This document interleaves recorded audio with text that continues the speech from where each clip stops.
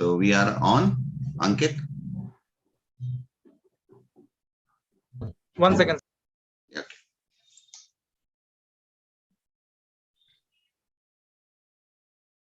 Yes, sir, we are live now. Thank you. Greetings, members and viewers of the ACP programs. And it is very good evening in India and of course, very good morning in United States. So I welcome all of you, those who are listening and viewing us from India and other places. This is another initiative of American College of Physicians India Chapter regarding the cancer awareness.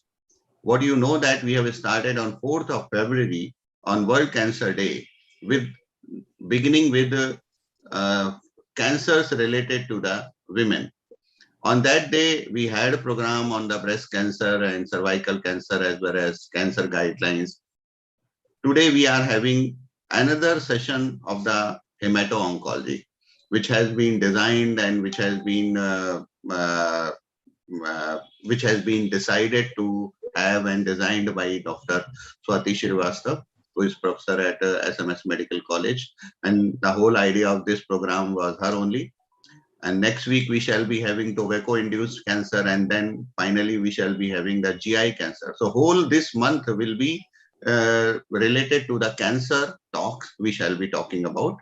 And we are very much happy and we find ourselves very lucky that API president. API is the biggest organization of the physicians, and it is the in fact, it is the parent organization for all physicians and all physician body, especially in India.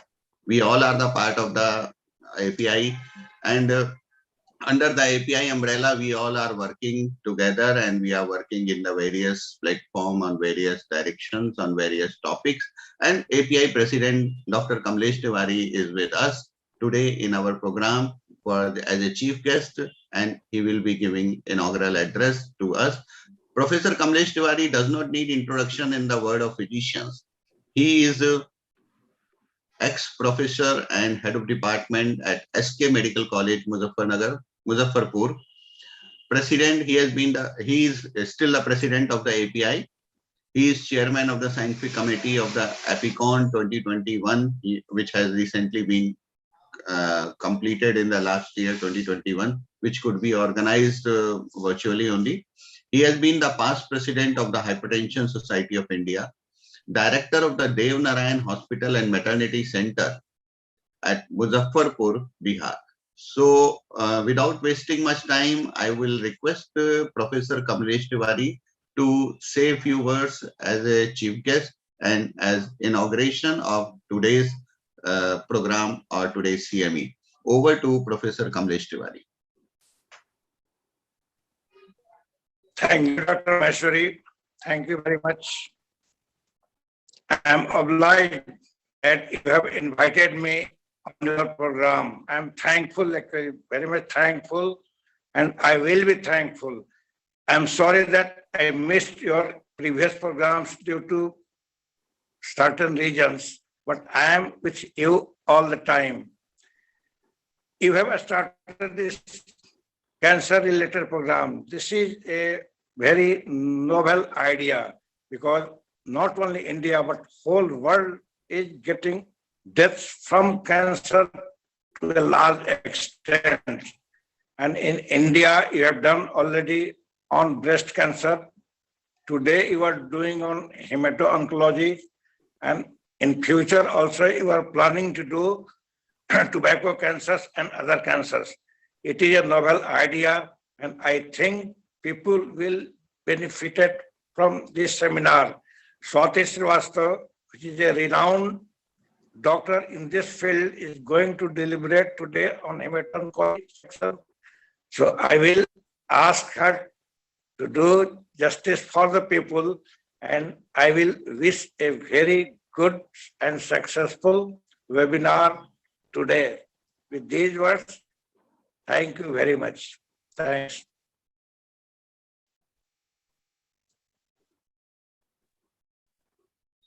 Thank you, Professor Kamlesh Tiwari, for the kind words.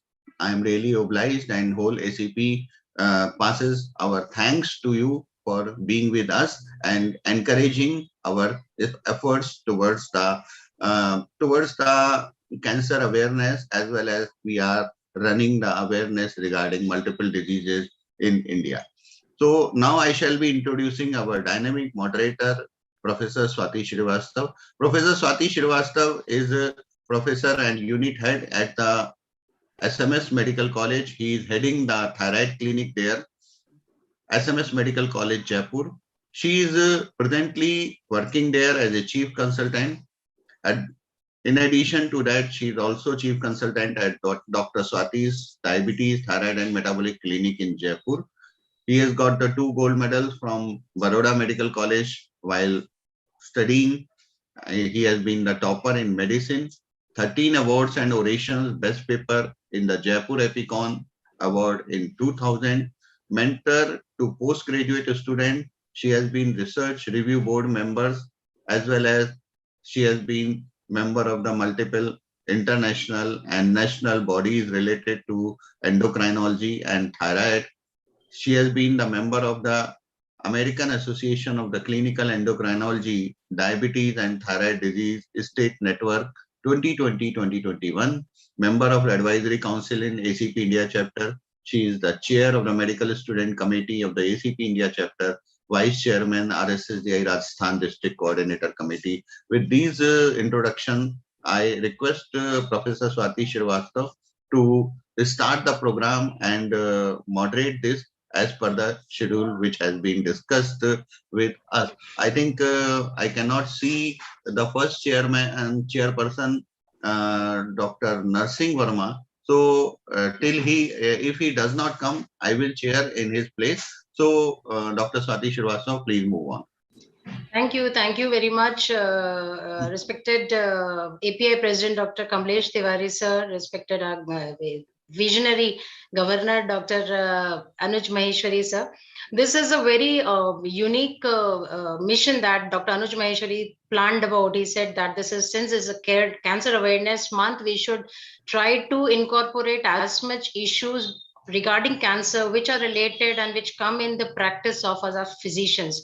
So we just thought that hemato-oncology is one of the very important areas which if the physicians really get involved in, probably are many a times in doubt as to how to proceed further. So today, in that case, and we know that hemato-oncology is, contributing. I'm sure our speakers, our learned, eminent speakers, will enlighten us as to they're really contributing to a very large number of cancer patients. Almost 10% of entire cancer patient load is being taken up, amounted by hemato-oncology. And with so many newer treatment modalities, and with bone marrow transplant, stem cell transplant, and so many other newer therapies, I think we are able to offer much better treatment modalities as for the patient's betterment. So keeping that in mind, we thought of it, and we have some really learned speakers with us, and I'm sure we are all going to benefit with that. So proceeding with that, we will now begin our first session. Professor Narsingh Verma is there. So yes. you can, yeah. Yes, the first session is by our very eminent speaker, Dr. Hemant Malhotra sir, and our chairperson for the session is Dr. Narsingh Verma sir. Dr. Narsingh Verma sir, I would like to introduce, though he does not require any introduction in this on this platform and on almost all the platforms of the nation. I am sure everyone knows him very well, as he is a very important person, especially in the field of chronomedicine. He in the Indian Society of Hypertension, and he's the secretary of American College of Physicians. So he's a very learned man, very active, and he has more than 225 publications with a lot of awards. He's currently the president of Association of Physiologists of India. He's the immediate past president of UP Diabetes Association, where he's very active. We get to see his programs. We had seen his programs in the past tenure. He's a president of Asia Pacific Society of Hypertension, president International Society of Medical Nutrition, president-elect International College of Nutrition, secretary general Indian Society of Hypertension and Indian Society of Chronomedicine, secretary UP chapter RSSDI, and secretary of Acp India Chapter. With such a eminent chairperson, I would like to invite Narsi Verma sir to kindly begin the first session. Thank you, Dr. Swati. I think this program is very important program. Why? Because most of these patients of hemato-oncology area, first contact is physician. And if the physician has sound knowledge, then definitely the proper referral will be there, and early diagnosis and early referral will be there. Because most of these patients start with mild fever and other symptoms which can easily be catched by the practicing physician if he has a knowledge about all these things. So I find this program very useful for our physicians. I thank ACP and the whole team and the governor for motivating this particular program. So we will begin with the first lecture, and I will need the introduction of Professor Hemant Malhotra. I know that he's authority in the field, and Dr. Hemant Malhotra is MD FRCP London, Edinburgh, FACP USA, and MNMS FICC, FICP, FIMSA, and is president of Carcinogenesis Foundation, India. Immediate past president, Indian Society of Medical and Pediatric Oncology, and founder, vice president, and president-elect, Immuno-Oncology Society of India. He is founder, vice president, and president-elect, Teen and Young Adult Cancer Foundation, India, member, Scientific Advisory Board, International CML Foundation, and Director, Oncology Services, Serum Cancer and Super Specialty Center, and professor and head, Department of Medical Oncology, Mahatma Gandhi Medical College Hospital, Mahatma Gandhi University of Medical Sciences and Technology, Sitapura, Jaipur. So very learned person, Dr. Hemant Malhotra. I am sure we are benefited by his knowledge. So over to Dr. Hemant Malhotra for his talk. Thank you very much, Honorable Chairperson, for that kind introduction. Am I audible? Yeah, sir, you are audible, sir. And can I share my screen with your permission? Yes, definitely, sir. Most welcome, sir. Can you see my screen, sir? Yes, sir. Your screen is visible, sir, and you are audible, sir. Wonderful. So my respects in regards to Dr. Kamlesh Tiwari, Dr. Anuj Maheshwari, the very learned physicians of this country, and my very dear friend and former colleague, Dr. Swati. It gives me a lot of pride to see Dr. Swati, climb up the academic ladder and reach the heights of academic excellence. So my best wishes to you, Dr. Swati. After being in oncology for more than 30 years, I really truly appreciate this effort of the American College of Physicians to,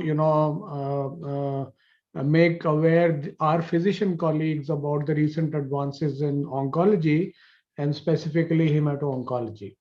So my brief today is to give our physician colleagues overview of the management of chronic myeloid leukemia.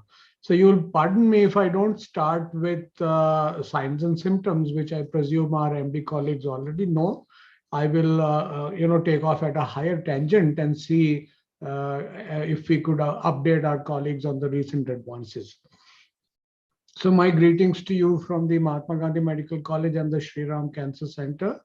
And this is what I intend to do, a little bit of background about CML, one slide on historical perspective. How does CML impact survival with our current treatments? What are the tyrosine kinase inhibitors which are approved for CML? What is the first line treatment? What is the second line treatment? And I'll also introduce our physician colleagues to this new concept of treatment-free remission.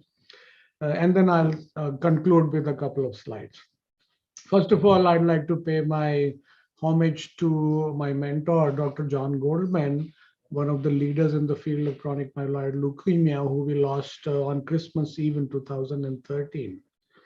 So to get into the subject, chronic myeloid leukemia is a clonal myeloproliferative disorder of the pluripotent stem cells, which leads to increased proliferation and decreased apoptosis of the granulocytes. The cytogenetic hallmark of the disease is the Philadelphia chromosome, and the molecular hallmark is the BCR-ABL. And this BCR-ABL gene is the initiating causative event in chronic myeloid leukemia. Just to make the picture clear for our younger colleagues, this is a reciprocal translocation between chromosome 9 and chromosome 22, which brings into juxtaposition these two genes, BCR on chromosome 22 and ABL coming from chromosome 9. And this is the new gene, the BCR-ABL gene, which is produced. This gene has a tyrosine kinase activity and produces a 210 kilodalton protein, which has been proven to enhance proliferation, inhibit apoptosis, reduce adherence of the granulocytes, and lead to the whole syndrome of chronic myeloid leukemia. It's been a long journey, first described in 1985, chronic myeloid leukemia, and with the discovery of our magic bullet, imatinib, by Brian Drucker, who's a personal friend of mine. Before it was called imatinib, it was known as the STI 351. And then in 2021, in addition to the first generation tyrosine kinase inhibitor imatinib, we have second generation agents and we have third generation agents. And we now also have a fourth generation tyrosine kinase inhibitor, which again, I'll touch briefly in my talk. So ladies and gentlemen, these are the magic bullets against chronic myeloid leukemia. And this is just to show you a snapshot of the 5-year survival of this disease. In the 80s, it was less than 20. And with the arrival of these magic bullets, this 5-year survival has increased to more than 95%.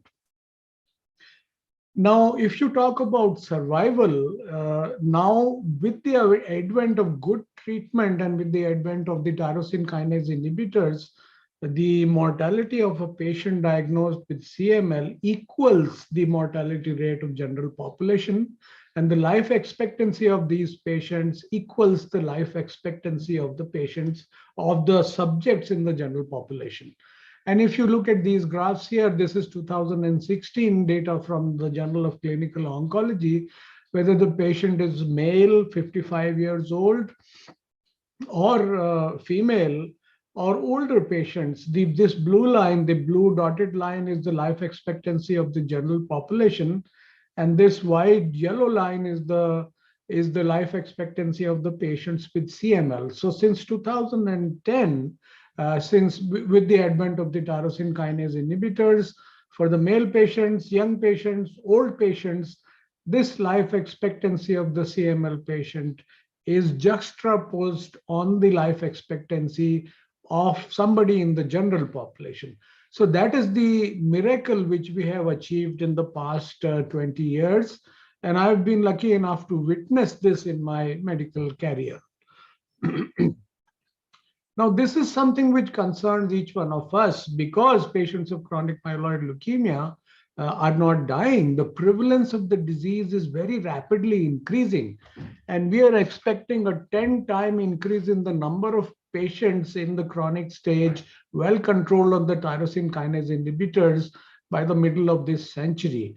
And we will definitely need the help of our physician colleagues to be able to take care of and provide optimal treatment to these patients. So I feel that this particular CME and this particular topic is extremely important to update our physicians on the treatment guidelines for chronic myeloid leukemia. So what have been the achievements of tyrosine kinase inhibitors in CML? As I already said, we are now approaching the life expectancy of people in the general population. A high percentage of patients are achieving a deep molecular response, and we are now propagating the concept of treatment-free remission, which means that if certain conditions are fulfilled, you could stop the tyrosine kinase inhibitor and still have the disease in remission, under control. Some challenges still remain for the patient who has blast crisis or goes into blast crisis. The small number of patients, less than 5%, who have primary resistance, patients who develop acquired resistance, patients who plateau the BCR-ABL, which is not decreasing after a certain time, and patients who fail the treatment-free remission experiment. These are still challenges which remain. And these are the therapies, the advances which have happened to take care of these challenges. Stem cell transplant still remains a curative option. I mentioned the 4th generation tyrosine kinase inhibitors. We are now also targeting other signaling pathways with different drugs in addition to the tyrosine kinase inhibitors. Excuse me. And we are also utilizing the immune system to enhance the leukemic cell kill. So what about CML in India and other low and middle income countries? About half to 2/3 of our patients present in advanced stage at presentation. We have lower rates of hematological, cytogenetic, and molecular responses. Molecular monitoring, as per guidelines, is either not done or done at suboptimal durations because of economic reasons. And as I already said, we expect a very large number of patients, and we expect the prevalence of the disease to hugely increase. The 2nd generation tyrosine kinase inhibitors, which have been proven to be more effective than imatinib, are an option for a small minority of patients, again, because of economic reasons. The 3rd generation tyrosine kinase and the 4th generation tyrosine kinase inhibitors are not available in our country as of date. And stem cell transplant, again, remains an option for a very small minority of patients. But most of us feel that the patient of chronic myeloid leukemia in the chronic phase in the high-income countries is diagnosed very early in his disease, while the diagnosis in low and middle-income countries is much later in the disease, when a lot of clonal evolution has happened and a lot more genetic abnormalities have accumulated, and this leads to the slightly different and lower responses which we see in our country. So now let us quickly see that across this clinical continuum, how do we approach the treatment of the patient with CML? Let's first talk about the newly diagnosed patient of CML. The patient who has standard risk or the patient who has intermediate or high risk. These are the magic bullets which have been approved for the disease. The 1st generation drug, imatinib, still remains the choice, 400 milligrams per day for the majority of the patients. But these 3 2nd generation agents, nilotinib, dasatinib, bosutinib, have now become available to us in India. And dasatinib and bosutinib, I'm very happy to tell you, you have generic versions of these drugs, and which has substantially reduced the cost of these agents. The 3rd generation agent, ponatinib, is not available to us, and the 4th generation agent, asciminib, even though it's approved by US FDA very recently, this is still to be launched in the market. Just to compare the 1st generation agents, imatinib with dasatinib, this was the Decision trial, in which head-to-head there was a 1-to-1 randomization between dasatinib and imatinib. And you can see very clearly that at 5 years, the incidence of major molecular response was significantly higher with dasatinib, which is the blue line, as compared to imatinib. And if we look at major molecular response, even deeper, 4.5, this again is significantly higher with the 2nd generation TKI as compared to imatinib. Now, this was a study which compared head-to-head the second generation TKI, nilotinib, with imatinib. 2 doses of nilotinib was used, and we have the 10-year results of the ENEST-ND study. And again, you can see that MR 4.5, or deep molecular remission with nilotinib, both the doses, is significantly higher than that with imatinib. And here is the comparison. This is the 3rd agent. This is the bosutinib, which also has been head-to-head compared with imatinib. The incidence of major molecular response with the 2nd generation agents, whether it be dasatinib or it be nilotinib or it be bosutinib, is better than imatinib. However, because we have a disease which is very slowly progressing, and imatinib is also an excellent drug. There has been no difference found in the overall survival with the when you compare. So here again, if you compare nilotinib and dasatinib with the first generation agent imatinib, you have higher incidences, 15% more with nilotinib, 12% more with dasatinib of complete cytogenetic responses, significantly higher, almost 30% higher of major molecular responses at 12 months. Also major responses at 5 years, also major molecular responses with both the agents at 60 months.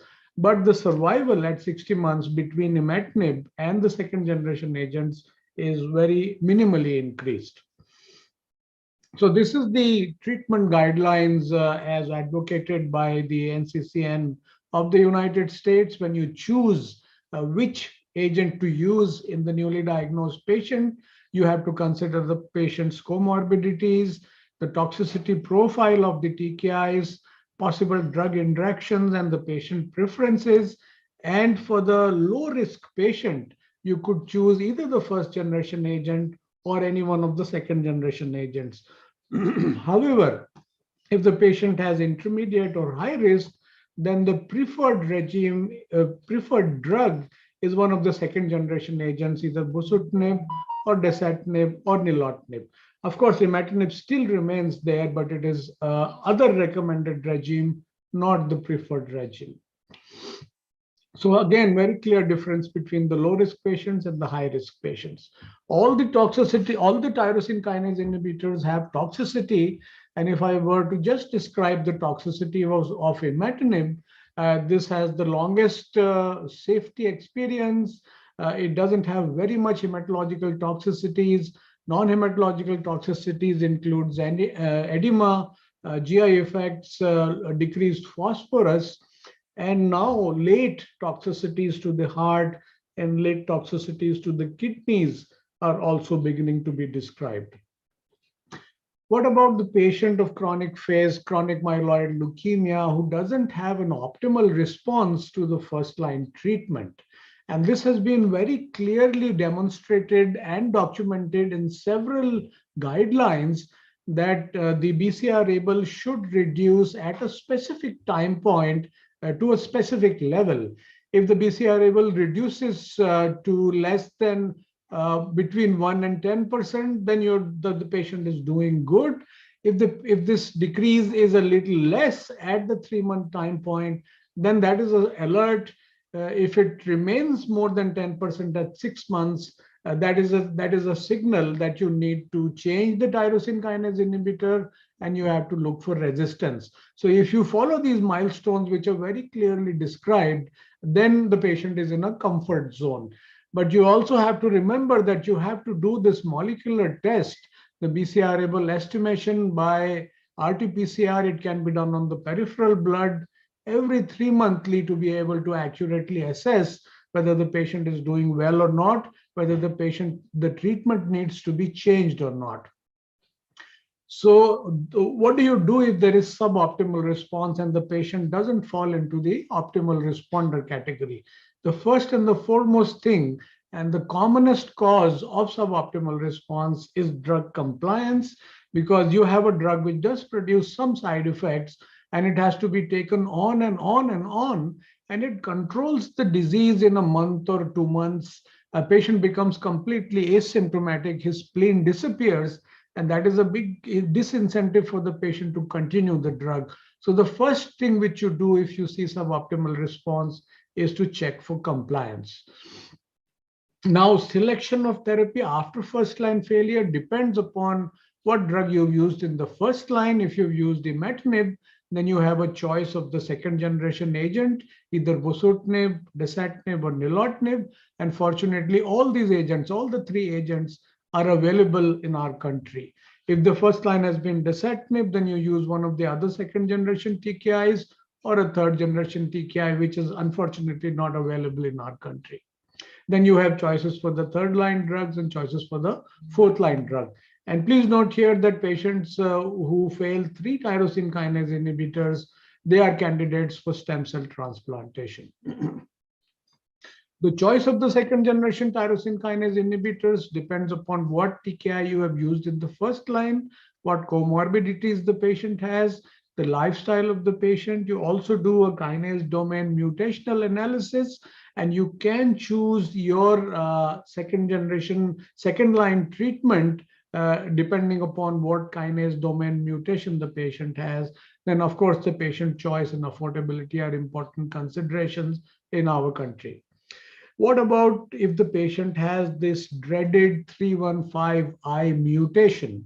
So this is unfortunately the commonest mutation occurring in about a quarter of the patients who are resistant to first and second line agents, and it confers resistance to first as well as second generation TKIs. So imatinib doesn't work in the patient who has 315I mutation, dasatinib doesn't work, nilotinib doesn't work, and bosutinib doesn't work. But the third generation agent, ponatinib, is the drug of choice, as also asciminib, and we are waiting for this drug to be available world over and also in our country. And sometimes in our country, because we don't have availability of ponatinib and asciminib for the right patient, we do consider allogenic stem cell transplantation. So this is the mutational landscape of patients who are imatinib resistance. As you can see that T315I mutation is one of the commonest mutations. And here you can see the sensitivity map, and you can see that patients who have T315I mutation, nilotinib doesn't work, it's a red bar here, dasatinib doesn't work, bosutinib doesn't work, and the drugs which do work are ponatinib, which is not available to us. Ponatinib, here is some data with ponatinib for patients who have resistance to 2 or 3 TKIs, patients who have the T315I, extremely good 5-year outcomes with ponatinib have been possible. Asciminib is the new drug. This is a myristoyl inhibitor. The first publication has been published in the NEJM in 2019. It has been tried and used, and this was an abstract in the ASH meeting, American Society of Hematology meeting. And you can see this was the design, the first phase 1 study with this agent. And patients who were ponatinib resistant, 2/3 of the patients in this study, they also showed a major molecular response of about 50%. So asciminib, the new kid on the block, is effective in our worst CML patients also. It produces very high rates of molecular response 4 and molecular response 5. It is pretty well tolerated. The dose-limiting toxicities have not been reached, and it includes asymptomatic elevation of lipase, sometimes pancreatitis, and some minor side effects like fatigue, headache, and some others. Asciminib is really moving forward in other trials, and one of the most exciting things is that it can be combined with other TKIs, and we are really looking forward to this combination in the first line and to adding to the good results of the already existing TKIs. This agent has been approved by the US FDA very recently in October 2021, and we are expecting it to hit the market very soon. Patients who are in accelerated phase or blast phase, they do very, very poorly. And this is again a huge unmet need. Patients with accelerated phase don't do very well. Patients with blastic phase, they have a very short, just a few months survival. These are the treatment guidelines for accelerated phase and blastic phase. And if the patient has lymphoblastic phase, you treat the patient with ALL type treatment and then get the patient into an allogenic transplant as soon as possible. If the patient has myeloid blast crisis, then you treat like AML and get the patient again after remission into a stem cell transplant. We have about 5% of patients who are children. These 3 agents, imatinib, nilotinib, dasatinib, have been approved in childhood also. But when you are giving the patient, when you are giving the child tyrosine kinase inhibitor, you have to especially look for growth problems bone toxicity and gonadal toxicity. So those special monitoring have to be done. A few slides on treatment-free remission. We do want that the patient of CML might ultimately be cured of his disease, and that can only happen when the disease remains in remission after stopping the drug. And you want to do that because you have no clean tyrosine kinase inhibitors. So this is imatinib. This is what you want. You want to inhibit the ABL, when in addition to that, imatinib inhibits so many other tyrosine kinase inhibitors also. Similarly, dasatinib, in addition to inhibiting ABL, it inhibits so many other tyrosine kinase inhibitors.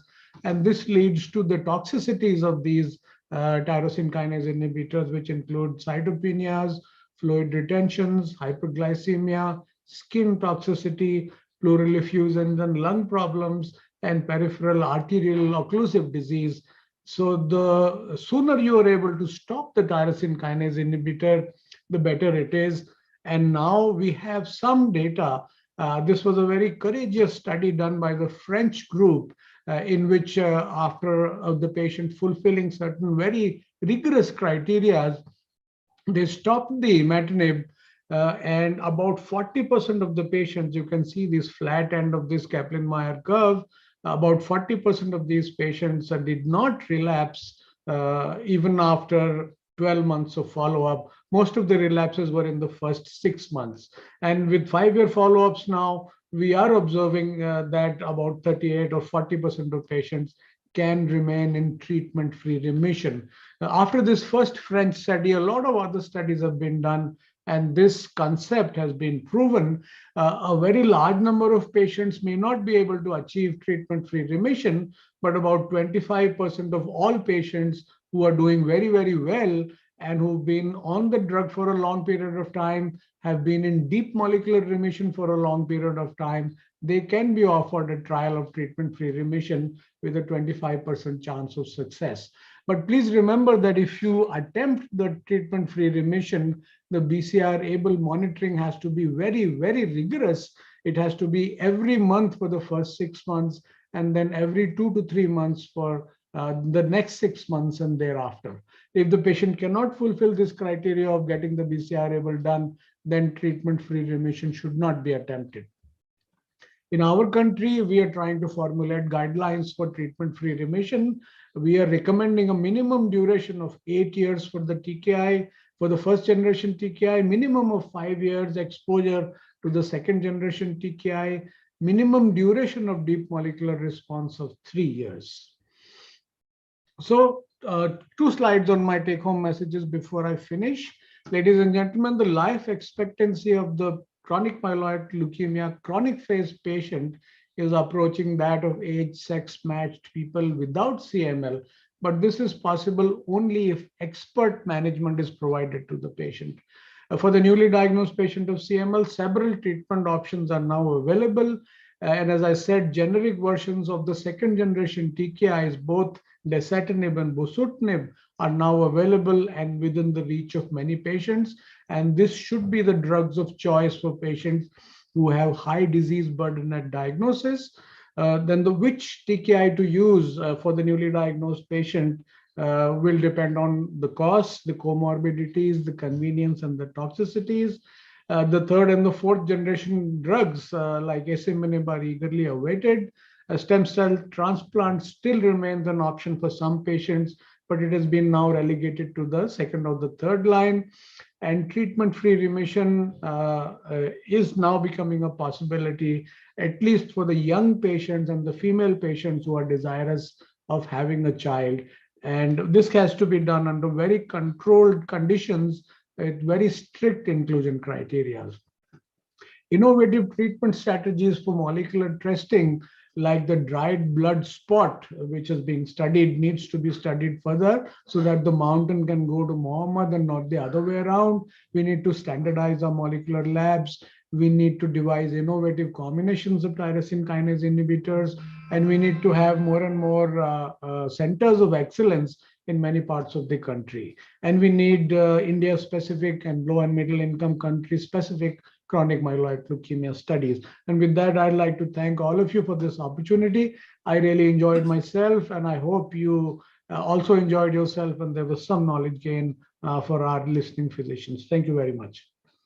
Thank you, Professor Malhotra, for delivering a lucid talk.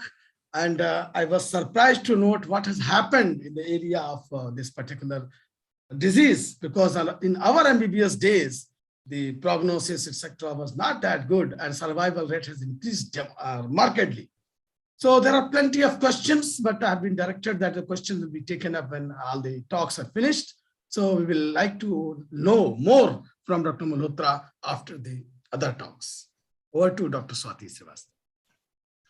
Thank you very much, sir. That was a very lucid and a very enlightening session on chronic myeloid leukemia. Moving on to another very interesting topic of hemato-oncology, we'll be having a session on AML, and by a very eminent speaker, Dr. Shruti Mishra, and a learned chairperson for the session is Dr. Ashwin Mathur. Dr. Ashwin Mathur is a dear friend and colleague from Jaipur SMS Medical College. She's a faculty in the Department of Internal Medicine since 2006. She has received FICP and FRCP at Edinburgh. She is the head of the Department of Palliative Medicine. She's instrumental in founding this new Department of Palliative Medicine in SMS Medical College, Jaipur. And she's contributing a lot, doing a lot of work and research in the field of palliative care. And she is not only a good and a contributor in the research and in medicine, but she's also philanthropic. She has a lot of philanthropic activities, contributing so much to the missionaries of the charity also. So it's really good to know Dr. Ashwin Mathur. Welcome. And I hand over the session to you to introduce our speaker. Dr. Ashwin, please. Thank you, ma'am, for the very kind words, very encouraging. Hearing you speak like this about me, actually sinks in that I'm contributing my bit. But anyway, after the intense session on chronic myeloid leukemia, we now move to another very important and very significant and very dangerous sort of, I may say, acute myeloid leukemias, and especially in adults. So we now have Dr. Shruti talking to us about diagnostics, AML diagnostics in 2022. Dr. Shruti Mishra is currently an assistant professor in Bone Marrow Transplant and Stem Cell Research Center, BHU, Varanasi. She has completed her MBBS from Bankura Sammilani Medical College Hospital, completed her MD Pathology in Medical College and Hospital, Kolkata, completed PDF Lab Hematology from CMC, Vellore. She has been a senior resident in All India Institute, Bhubaneswar, and currently she is an assistant professor in bone marrow transplant and stem cell research at BHU. Having completed her MBBS in 2008, and she has bagged the Young Innovators Award in Indo-British Health Initiative Oncology Summit in 2017, having almost 17 publications in index journals and 8 international publications. She is also a reviewer for Blood and International Journal of Lab Hematology. She, apart from having delivered n number of talks in multiple CMEs, she has also been instrumental in initiating flow cytometry services in AIMS BBSR. So over to you, Dr. Swati Mishra, for your session on AML diagnostics in 2022. Thank you, ma'am, for your kind words. Am I audible?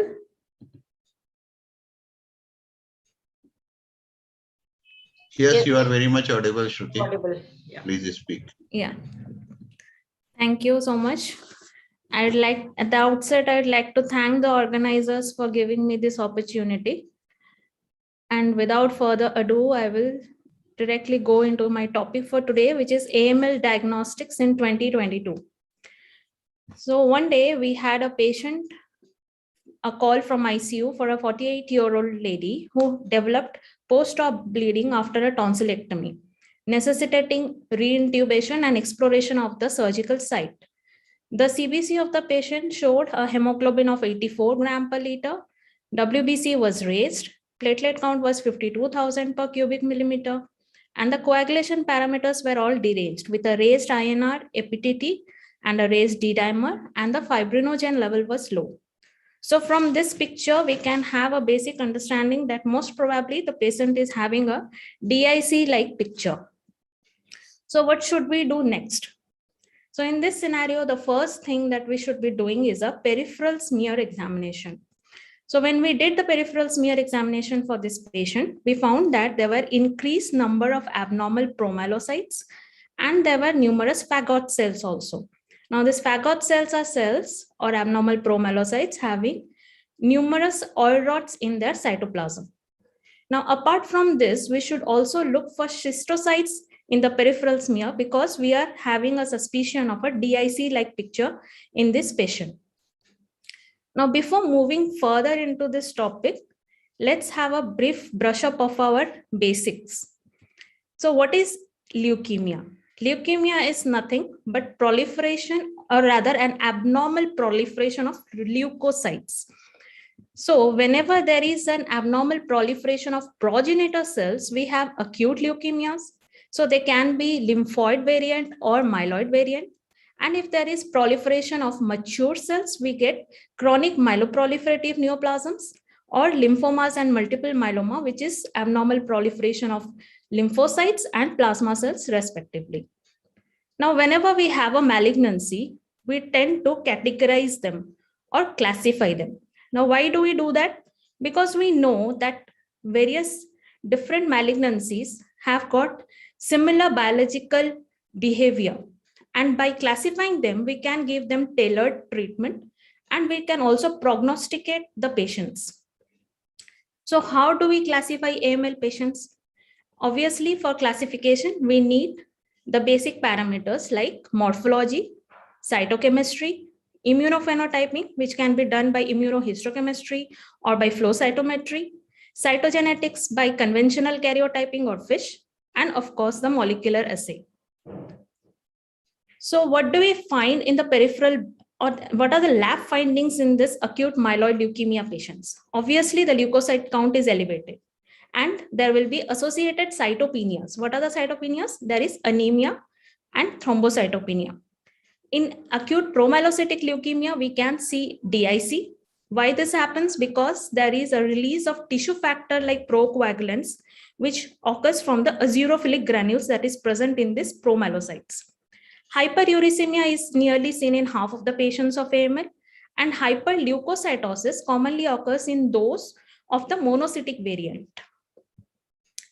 So whenever we have a suspicion of acute leukemia, how to proceed further? So after a peripheral blood smear examination and a complete blood count, we should go for a bone marrow study. Now here is my first key message for the talk.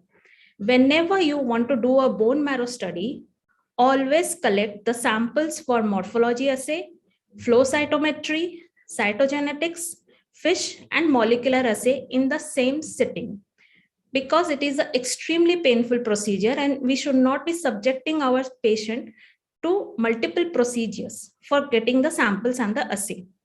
So apart from collecting the samples, we should also get CSF assay done, which is essential for seeing the prognostication. Now a bit of morphology. So how does a myeloid blast exactly look like? The cells are usually 3 to 4 times that of a small mature lymphocyte, and they have a high NC ratio with loose open chromatin, prominent nucleoli. These are the nucleoli. The cytoplasm are usually granulated, and we can see oil rods. Oil rods are quite pathognomic for the myeloblasts. Now, we all know that acute leukemia is defined as more than 20% increase in blasts or blast-like cells, which are present in the peripheral blood or bone marrow. So what are these blast-like cells? Blast-like cells are the abnormal promyelocytes, which we have seen in our patient, or they can be the promonocytes. Now, myeloid series have got different varieties. So we have myeloblasts, we can have monoblasts, we can have erythroblasts. So this is a beautiful picture of a patient with erythroleukemia. And we can also have Megakaryoblasts. So this is a patient of ours who had Megakaryoblastic leukemia. Now, morphological features of Megakaryoblasts shows a classical cytoplasmic outpouching, which is nothing but a process of platelet production, which is usually seen in megakaryocytes. So after morphology, what we should do, we should go for a cytochemistry. Now, how do we differentiate between the lineages of the blast? So whenever we have case of acute leukemia, we have to say whether it is a myeloblast or is it a lymphoblast, because treatment will vary accordingly. So for basic lineage definition for cytochemistry, we can use a myeloperoxidase stain or Sudan black B stain, which is positive in the primary and the secondary granules of the neutrophilic lineage, and they will also stain the oil rods. PAS is something which is positive in the lymphoblasts mainly, and they are normally seen in neutrophilic granules also, but in the mature neutrophils, not in the myeloblasts.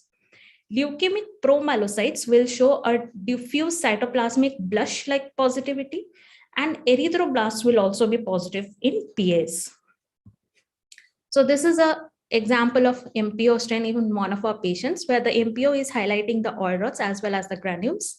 And this is a SBB stain highlighting the myeloblasts. Now, further differentiation can be helped with the use of esterases, where we have specific esterase called chloroacetate esterase, which is positive in neutrophils and mast cells, and non-specific esterases are positive in monocytic lineage and megakaryocytes and platelets.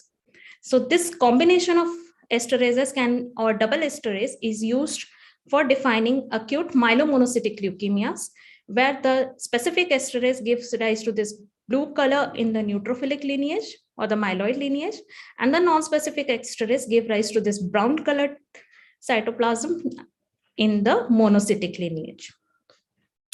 So for all practical purposes, whenever an acute leukemia is coming to us, and if we find MPO or SBB positivity in more than 3% of blasts, we can easily label it as an AML patient.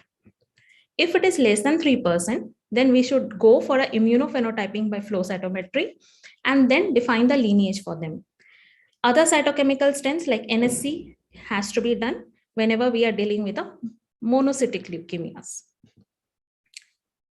Now, nobody uses FAB classification anymore. Nowadays, what classification we are using is WHO 2016 classification. So here the first one is the familial genetic aberrations, where there are certain familial syndromes which are associated with AML, like the bone marrow failure syndromes or the Leaf-Romany syndrome, which is associated with TP53 mutation, etc. Then comes your AML with recurrent genetic aberrations. What are these recurrent genetic aberrations? There are numerous. Most commonly are seen are the core binding factor mutations like translocation 821, inversion 16, translocation 1616, PML RARA mutation, others like NPM1 mutations, biallelic CEBPA mutation. Then we have our myelodysplasia related changes, where in these patients, dysplastic changes will be seen in 50% of cells of any of the three lineages, that is erythroid, myeloid, and megakaryocytic lineage. Or the patient has a history, or it's a known patient of myelodysplastic syndrome, or there is a mutation of MDS defining mutation present in this patient. Then comes our therapy related, where the patient had some therapy because of any other malignancies, and now they have developed AML. Then comes the NOS, or the not otherwise specified category, which incorporates the FAB classification in it. Then myeloid sarcoma and those associated with Down syndrome. I'm not going into the details of the classification because it is beyond the scope of this talk, and it is a different class on itself. So coming back to our patient from ICU, we did a bone marrow in the patient, and the marrow was also showing increased number of abnormal promyelocytes and phagocytes, and the cells were positive for MPO and Sudan black B. Then we did a flow cytometry for the patient.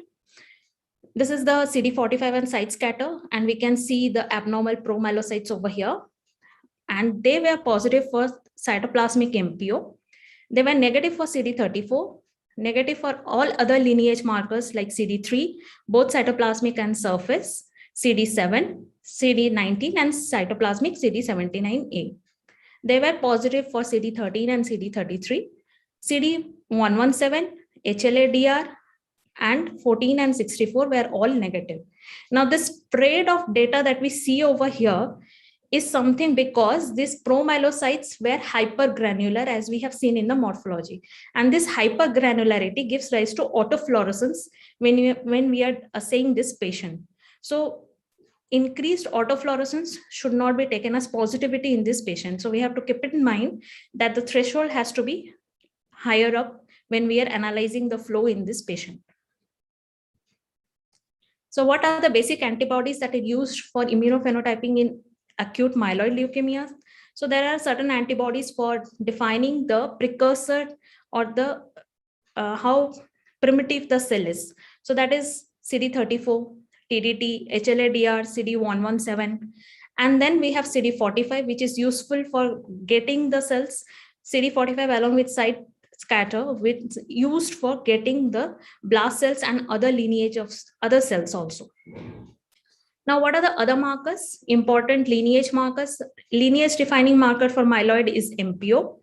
Then we have CD13, which is a pan-myeloid marker, and CD33 also. For monocytic lineage, we have CD14, 64, and 11B. For megakaryocytic lineage, we have CD41, CD42, and CD61. And for erythroid, we have CD71 and anti-glycophorin. After flow cytometry, the next thing that we can do for this patient is doing a cytogenetic analysis. This can be done by conventional karyotype, which was done in this patient also, and she was 1517 positive, means the translocation 1517 was there. And the same thing can be done in fish also, where the PML gene was given a red dye and the RARA was given a green dye. So whenever there was a fusion between this PML RARA, we had got a yellow signal. Now, from this itself, the diagnosis of our patient has been confirmed that it is acute promyelocytic leukemia, and the treatment can be given as per the diagnosis. But then now we also have in our repertoire this mutational analysis, and it has been seen the mutational complexity in AML is vast and diverse. There are many mutations like Flt3 ITD or TKD, NPM1, DNMT3A, which are quite prevalent and frequently seen in these patients. So this Flt3 mutation is something which is preferably asked or to be done in patients with acute promyelocytic leukemia, because if present, they give a bad prognosis. Now, in this era of next generation sequencing, most of us have this facility of doing 56 gene risk stratification, but is it actually necessary for all patients? So here is the second key message: more data isn't always better. So what is to be done? For that, we have to know which mutations matters most in our AML patients.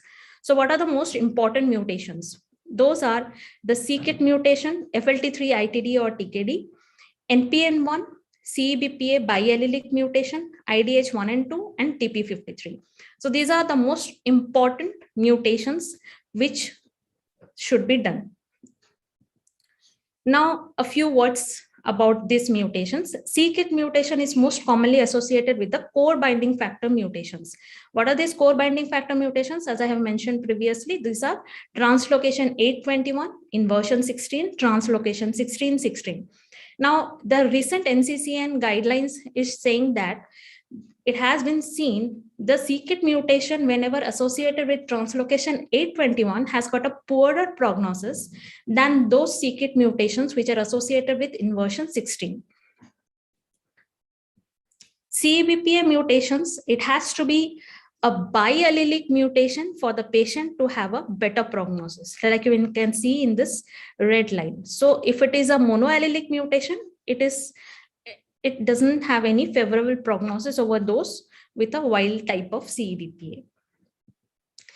Flt3 mutations are very frequently seen in AML, and the ITD variant is associated with shorter overall survival and relapse-free survival. but it is not as simple as we think. Now, the presence of other mutations along with this FLT3 ITD has got a significant impact on the prognostication of the patient. So if this patient of FLT3 ITD has also got a biallelic CEBPA mutation, the prognosis is not poor, it is intermediate. But if it is associated with TET2, DNMT3A, or KMT2A mutation, then automatically the prognosis becomes poor, as we can see from this graph. IDH is a critical enzyme of citric acid cycle, and both its phenotype, that is IDH1 and 2, have got implications in AML. Both the variants, if mutations are present along with NPM1 without any FLT3 mutations, have got a good prognosis in AML patients and have got a better treatment outcome. NPM1 mutation has got a good prognosis, but it should be without an FLT3 ITD mutation. TP53 is a gene which is, if mutated, has got a bad prognosis in any malignancy for that matter, be it a solid organ tumor or be it a hematological malignancy, it has got a poor prognosis. Same goes in AML. If there is a TP53 mutation, the prognosis automatically becomes very poor, and the overall survival of these patients, even after transplant, is not that good from those who do not have these mutations. Now, like Uncle Ben told Peter Parker in Spider-Man, with great power comes great responsibility. So we now have a great power with us because we have got so much of information about this molecular mutations and all. So our responsibility is to see that how do we apply the knowledge in our patients. Is it actually necessary to do all the patients? And if we have found some information, is it necessary for us to tell our patient that these are all the mutations that you have seen without knowing the prognosis of or implications of those mutations? So that is the responsibility that we have right now with us. So what is the ideal diagnostic workup for AML patients? In the same day, we should have the morphology report with us and the flow cytometry report.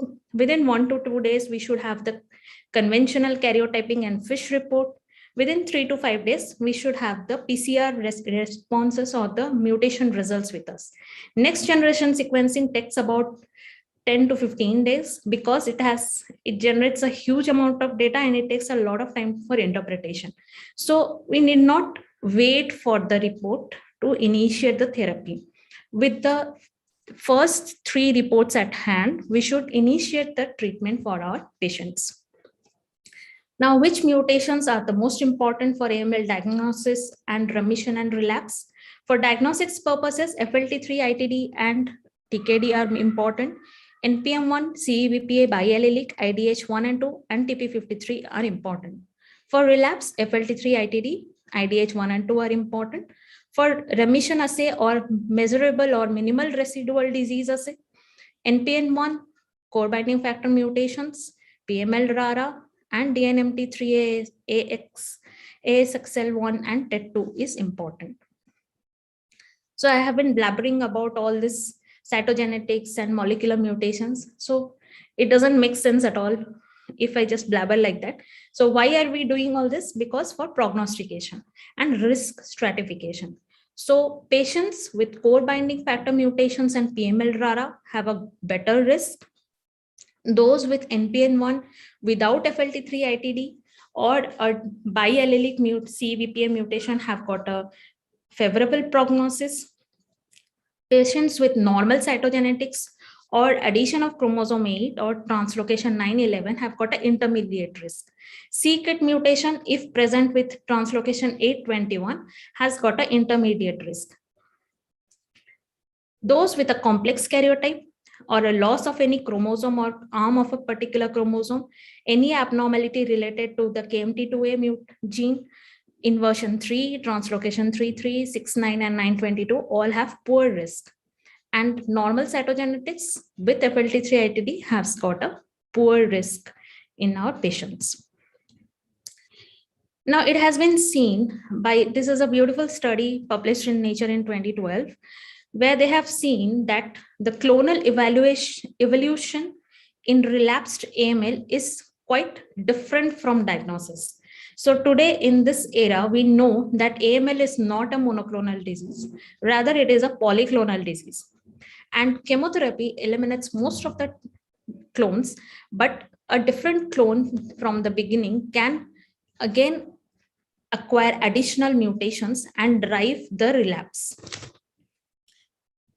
So how do we do a minimal residual disease assay or a measurable residual disease assay? We have two modalities. We can do multicolor flow cytometry, or we can do a molecular based assay. For molecular based assay, real-time PCR is the gold standard, and it has got a sensitivity of 10 to the power minus 4 to 10 to the power minus 6. And which all genes are mainly used for doing this MRD assay? Obviously, the core binding factor mutations, 15, 17, PML, RARA mutation, NPM1, these are the most important genes which are used for assaying the MRD. And when should we do this?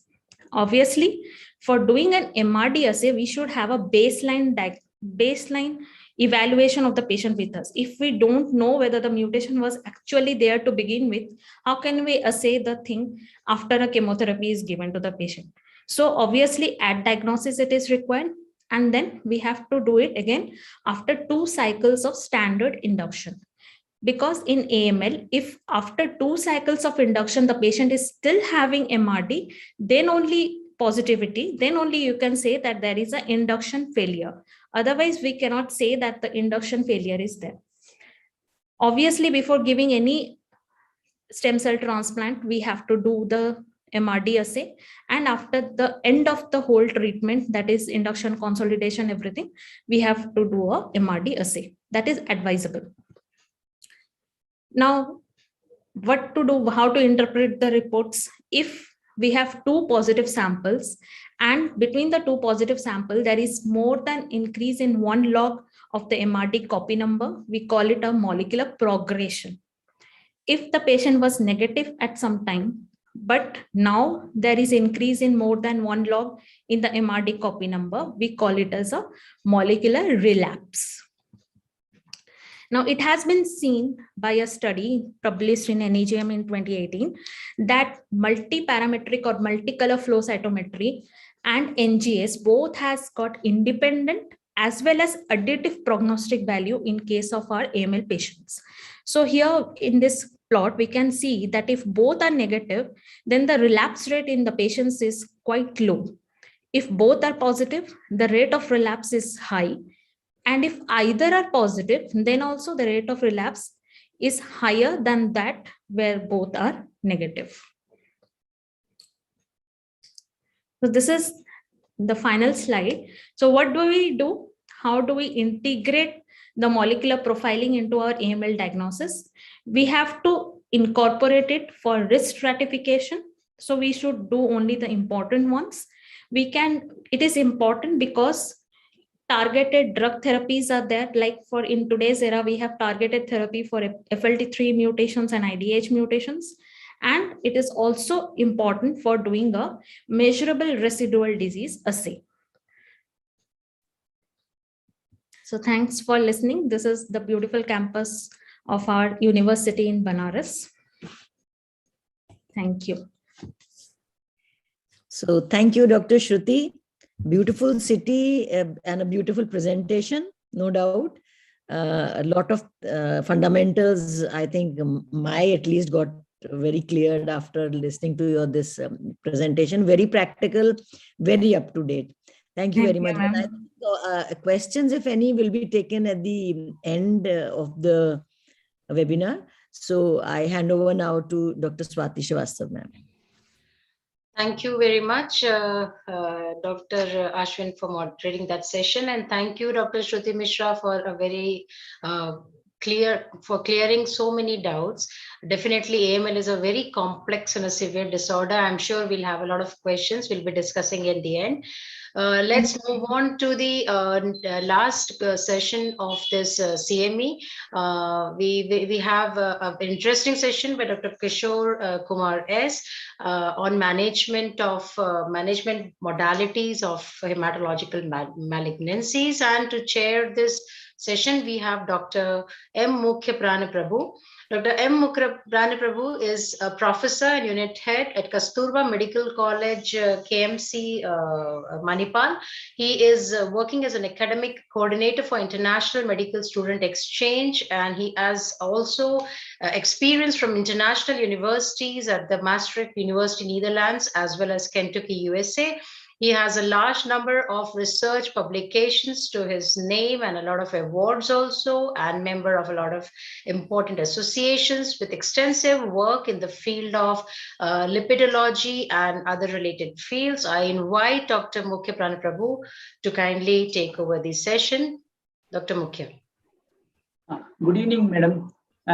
Good evening to all the participants. First of all, I would like to thank Swati madam, Srivastav madam, and Anuj sir for giving me opportunity to chair this session. So, okay, yeah.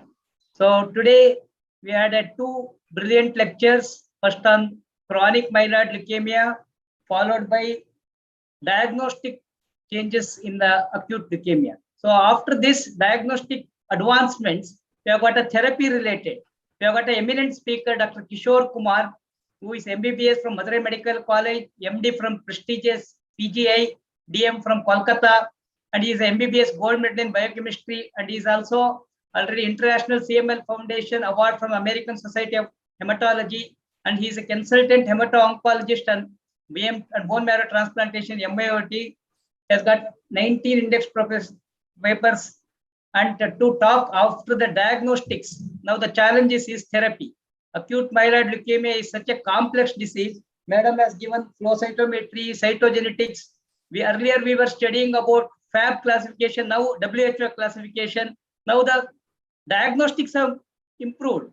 Therapy also, I'm sure, have developed. And sir will be speaking on how do I treat myeloid malignancies in 2022. Over to you, sir. Thank you, sir, for the kind introduction. Can I share my slides? Yeah. Thank you, all the seniors. It is quite a privilege for me to talk in this forum, and we had Professor Hemant Malhotra, also the senior most oncologist, I should say. And special thanks to Professor Maheshwari and Dr. Swati for coordinating the session. And indeed, I should thank Dr. Ashwin also. She really, when she started discussing about AML, she mentioned the word dangerous. Yeah, I just remember my day when I had to choose my DM in hemato-oncology. A good friend and colleague of mine over a boost party told me that, Kishore, why the hell are you going to take hemato-oncology?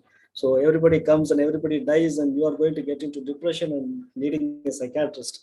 But maybe 10 years into this field, I think things are kind of changing, and I'm really happy to have some palliative care physician also with me. That really makes a lot of sense in our meeting. So thank you very much. And since the talk before was on AML, and Hemant sir has really talked about CML in detail, so I thought I will just kind of restrict myself more into acute myeloid malignancy treatment, that is AML treatment, and I'll touch upon my area of interest, which is bone marrow transplant, because I thought to the physicians, the young physician students out there, it may incite some interest into this field of hemato-oncology. So to just start with a classical way, there is no conflict of interest, no companies, nothing involved. So my talk is going to be all about science and not promoting anything. So I just thought that when I was discussing and I was looking through what Dr. Shruti has to show when it was AML, I still remember my MBBS days. If the slide was broken on the right upper end, it was acute myeloid leukemia. The slide is broken on the left lower end, it was acute lymphoblastic leukemia. So this is all how we have diagnosed AML. Today, if I'm going to do that, she is going to really scold me like hell. So things have really gone a big way. So I just wanted to start with my lecture with this picture taken from the Bangkok airport, the Swarnabhumi airport. So don't ask me why I went to Bangkok, but that was all pre-COVID times. So, so this, whenever I see this picture, I just remember something which is great happening in medicine at this point in time. This is the Samutra Mandhan, from the Vishnu Purana, I should say, the Bhagavad Purana, Vishnu Purana, where people really want to become quite, immortal. So they wanted to have the Amrita, the elixir of life. So they were actually doing a clinical trial, an animal trial, I should say, because they're using this Vasuki, which was a big snake, and they were kind of literally drilling the ocean of milk, the demons and the devas or whatever. But suddenly, to the contrary of Amrit, what they initially got was all poison. So there they called the big boss. Big boss was Lord Shiva. He just came and told that what happened, boss. These people are saying that we wanted Amrit and ultimately we got poison. What to do? So this big boss, he told that no issues. I will drink the poison. If at all something comes later, you can have it. So he drank and he didn't die.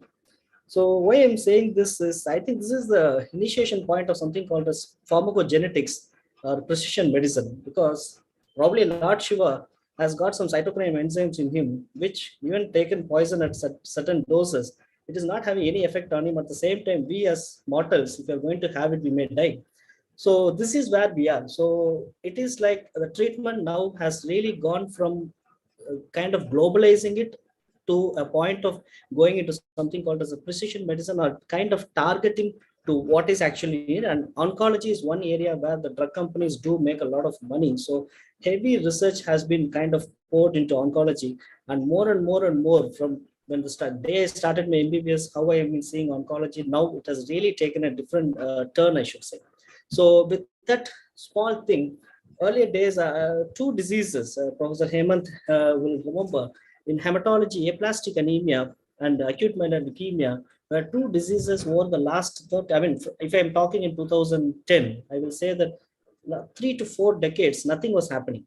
The patients will come, they will have some chemotherapy for satisfaction, and maybe the overall 1 year survival rate was 10 to 15%. We do ask the patients to write starting their wills and book a ticket to Kashi or Rameshwaram. That's what we used to do. But suddenly, if I go to conferences nowadays, I'm seeing that I'm getting confused. So that's like 20, 30 options in front of me. Whether they make sense or not, I don't know. But still, the options are quite varied. And I'm from Madurai, and Sundar Pichai, the Google CEO, is also from my hometown, Madurai. And that fellow is there in all of our smartphones. And every patient has gotten access to whatever hell the data that is being presented here. They just eat our head, keep on asking questions. Why are you not using this? Why are you not using that? So I think I have to make sense. I should sound logical. Sometimes I should be sounding more, what to say, scientific than what Google has got to say. So it's better we kind of update ourselves in what's happening in this field of acute myeloid leukemia. Shruti has really said a lot about the biological variables like cytogenetics, altered gene expression, mutations, etc. But in practical reality, when we are seeing this patient in, say, in a medicine OP, many times it is where they come, because hematology is nothing but an extension of general medicine. That's what everybody says. The nephrologist says the same, and the rheumatologist also says the same. But my interest in hematology is just because I was almost always posted in first unit of medicine, and where the professor and head of any medical college was the guy who was looking after hematology. Because when everybody dies, naturally he is the one who has to take the brunt of all the death audits. So he used to take it. So I have been almost always posted in first unit of medicine. So that's where I developed my interest in clinical hematology. So really, when you take to the patient as an individual, there are a lot of clinical variables, like what is the age of the patient, and working in a country like India with varied setups. I should say I worked from a state government setup to a central government institute to a corporate sector. So we know that it's not the same. So there are a lot of multiple variables in the background which needs to be considered when we are going to treat the conditions and the comorbidities and things like that. So I should say 10 years, a decade earlier, this is what we used to do. It was very simple. The patient comes, AML diagnosed. The only thing, let it be someone from the streets of Chennai, or someone like, say, maybe the president of USA. The only treatment that was available across board was a protocol called 7+3, where I give 7 days of cytarabine and 3 days of the anthracycline antibiotic downomycin. But sometimes when the patients are really unfit, that happens in a lot of situations. If you really look into the real world data of AML, 100 patients getting diagnosed, actually speaking, till on date, only 40 to 50 patients do initiate some kind of treatment in our country. That is the sad state of affairs. A lot of other issues do come in, and sometimes when they go for multiple doctor shopping, they ultimately, a fit patient also sometimes becomes quite unfit, ending up in ICU with all fungal infections and things like that. He may really become unfit. So those conditions, we just used to use cytarabine, very, very low dose subcutaneous cytarabine, hydroxyurea. And many times I should be ideally referring the patient to Professor Mathur, saying that nothing much can be done.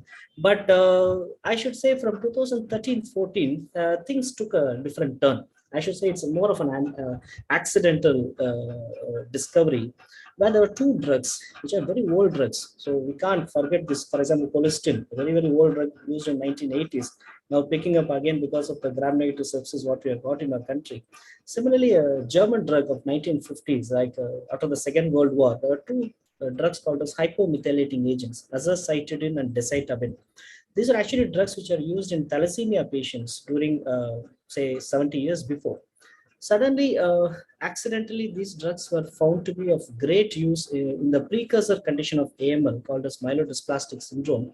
And slowly, when people started noticing that it is very useful in myelodysplastic syndrome, they slowly broadened the usage to acute myeloid leukemia also, which is many times in older patients as a secondary phenomenon to myelodysplastic syndrome. So that was a big boom, but I should say a boom, because in 2010 and all in CMC and all places, these drugs were German made. So we had to actually import these drugs sometimes from the black market to be open. But India is one country, I should say the COVID itself has proved to the world that if two countries or three countries which can stand on its own when it comes to real emergencies, one is India, the other is China, whatever we accept or not, the third one is America. So somehow in 2013, just 2-3 years after its introduction, generics started getting available in our country at really affordable rates, thanks to the government of India's policy of overruling patency when it comes to life-saving drugs. So that was all available, and it made a gross change. The people whom I'm asked to book tickets to Kashi or Rameshwaram, now they were living for 3 to 4 years at least. At the age of 60, you may think that 3 to 4 years is not a big number, but ask a person who is at the age of 60, he got a daughter who wants to get married. This 3 to 4 years means a lot of usefulness in his life rather than whatever our life going for decades. So that, and one more beauty of these drugs is azacitidine and decitabine is they are subcutaneous formulations. And many times we were really avoiding hospitalization for these drugs, and the patients are even able to get delivered these drugs locally or at even home. So that was really making a big difference. I should say big change that happened in acute myeloid leukemia treatment of late for the last decade, I should say, is the introduction of this azacitidine and decitabine, which made a change to the way we look at acute myeloid leukemia.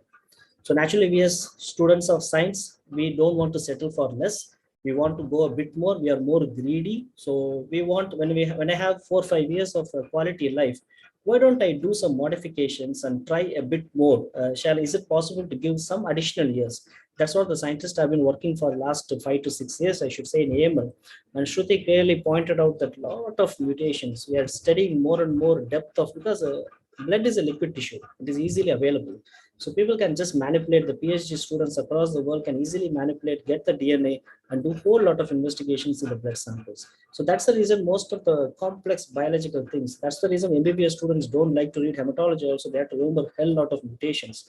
But all these mutations do come up on the blood malignancies just because of the fact that it's an easily accessible tissue. So a lot of mutations she talked about, and she also mentioned towards the end that there are some mutations which can make sense. So I'll be just talking about 1 or 2 of them, and we'll be moving on to the bone marrow transplant spectrum. For example, this young male, he presented with a very short history of bruising and shortness of breath, a really high TLC. Flow cytometry, she clearly mentions the first point of diagnosing or confirming AML. Earlier days, we just used to ask Shruti that is it AML or not, that's all.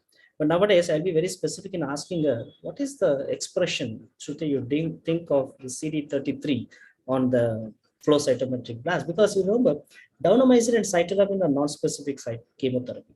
They will just kill any growing cell. That's why the patient loses hair. That's why the patient loses blackish things on the nail come up. They have a severe mucositis because the gut also keeps on changing itself. But now I have got some targeted agent called as gemtuzumab osagamycin. We call it as GO. It's a big go-go in AML, I should say. So this drug specifically acts against the CD33 molecule. And this is a very beautiful technology. More than this drug, I should say, this is a concept called as antibody drug conjugate. That is, I know that I have got a toxin. The toxin, if delivered at the right dose to the cell of interest, it can kill the cell, the cancer cell. But how to get the toxin to the cancer cell? Tag it to another molecule which can find the cancer cell. So our cancer cell AML has got CD33. So there is one molecule which is gemtuzumab, which is actually anti-CD33 molecule, goes and attaches itself to the AML cell. And we have got the real toxin called as osagamycin, which is a general cancer toxic chemical, which gets internalized and kills the cancer cell in a very targeted manner. So it won't be killing any other cell which doesn't have this tag of CD30. So that was really going into, I should say, something like a nanomedicine or a very targeted medicine where I'm able to achieve high concentrations of a toxin at that particular point of interest. As you see here, in certain karyotypes, this green one and the red one, the overall survival was really great when compared to just giving a 7+3 and adding up another drug called as gemtuzumab osagamycin with 7+3. Now I got another 40-year-old male who has got, I sent it to Shruti and she has diagnosed beautifully as AML, and she has also put a word of caution to me saying that the patient has got Flt3 mutation positivity. So this is again a group of drugs. Even Professor Hemant Malhotra talked about tyrosine kinase inhibition. This Flt3, these are all nothing but tyrosine kinase receptors. So it was not only in CML, we also have some tyrosine kinase receptors in AML also, and we have named them as midostarin, which again used to cost around 1.5 to 2 lakhs per month a year before. Now it has just come down to 10 to 15,000 per month because of the generic versions that are available. So this also has gone up as a great additive to 7+3 mutation VAV. Earlier days, if somebody has Flt3 positive, I used to really worry a lot because we used to spend a lot of money and energy giving a whole lot of chemotherapy. And just like a tennis or a squash ball hitting the wall and coming back, third month, fourth month after chemotherapy, the patient used to come back with a relapse. So after this drug, this really made a big difference. Adding this midostarin to chemotherapy and then sometimes taking the patient for a transplant, it really made a big difference. I should say a 25% marginal benefit in patients' overall survival and also for progression-free survival in acute myeloid leukemia. Again, an oral tablet. That's the beauty of this drug. And here I got a very old gentleman who is above 60, and he doesn't have any kind of mutations, Flt3, IDH, no mutations are there, just AML. But I should say above 60 to 70s, it's very, very tough. It's very anecdotal. Fitness levels. Sometimes I really feel bad that I initiate a 7+3 chemotherapy. I kill the patient hydrogenically due to sepsis. It looks quite bad on me. So this is where the scientists have really wanted to deliver the effect of 7+3, not very elderly, but somehow a patient who has got a decent fitness. So they made a molar combination, a liposomal combination of the same daunomycin and cytarabine in a drug called the CPX351, which is actually something like this, where the drug will not have its effect on rest of the molecules, I mean, rest of the normal cells, but it will be kind of given at higher concentrations to the bone marrow, so that most of the blasts which are there in the bone marrow gets killed. And it is a molar combination drug providing the optimal dose to the cells that are needed. So this is coming up in a big way. Unfortunately, at this point in time, we are not having it in our country, but I think maybe in a year or two, we may be starting to have it. So even in elderly patients also, there is a possibility that I can give them the usefulness of chemotherapy, the typical 7+3 chemotherapy, but in a different name called as CPX351. But what I actually do nowadays is the hypomethylating agents, azacitidine or decitabine. Very simple, every month, 5 to 7 days, subcutaneous injection. First 1 or 2 cycles, we admit them because they need transfusion support or they need IV antibiotics, antifungals, etc.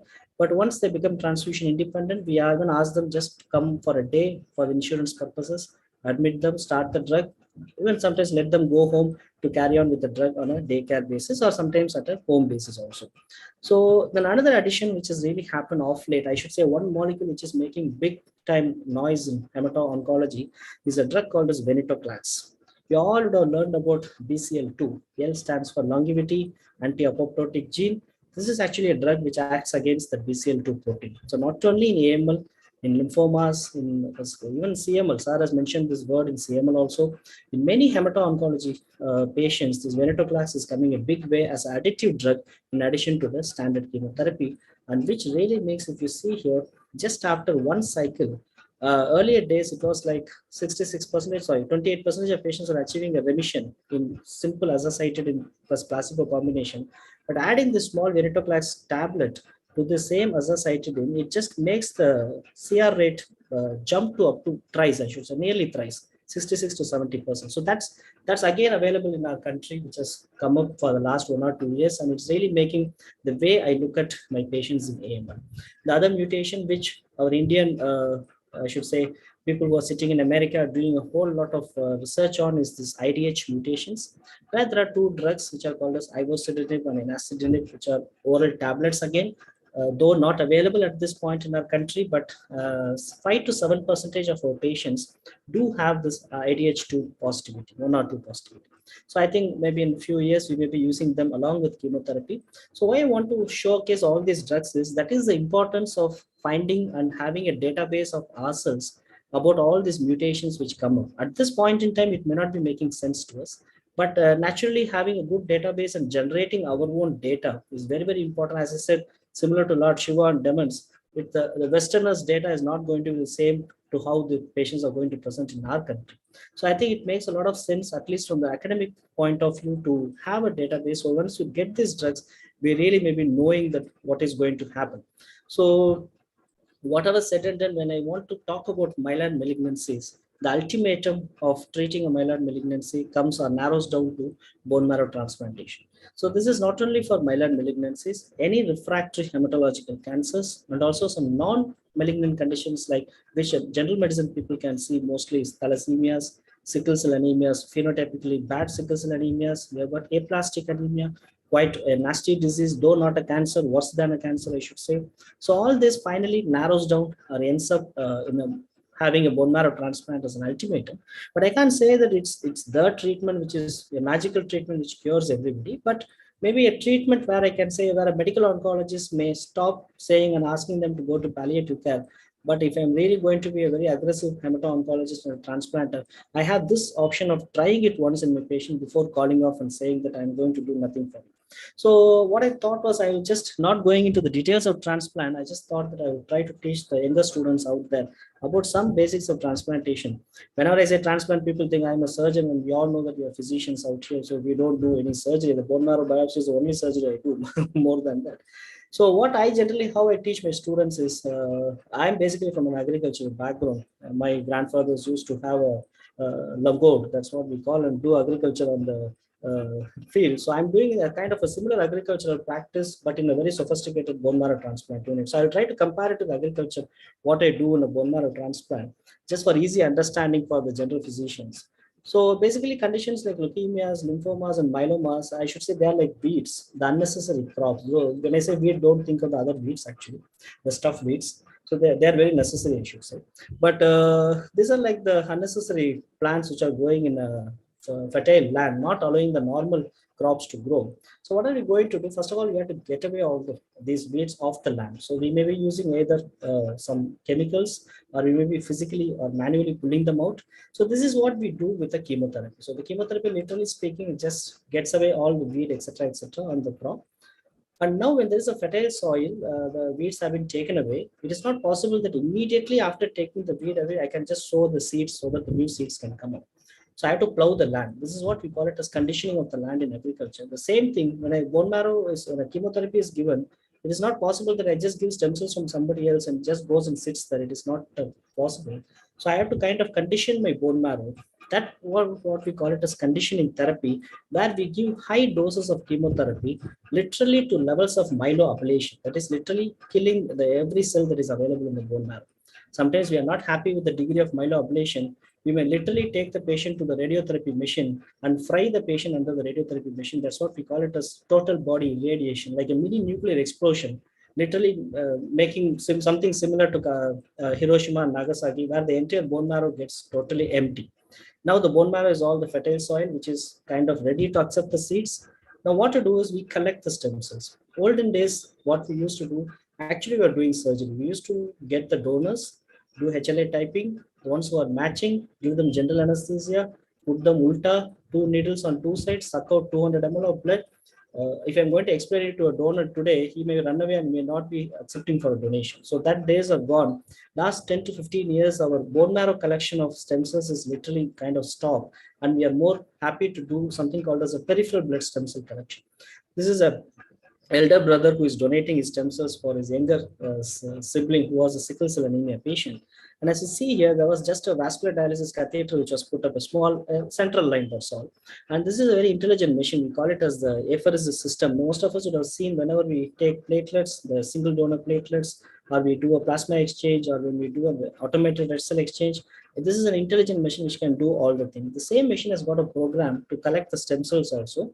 Whereas we see here, no anesthesia at all given to the patient. The patient, in the sense, the donor is quite well. Sometimes people will be watching television, they may be moving around, eating. So it's quite a pain-free process, except for the fact that he just needs to get in a bigger needle with a dialysis catheter.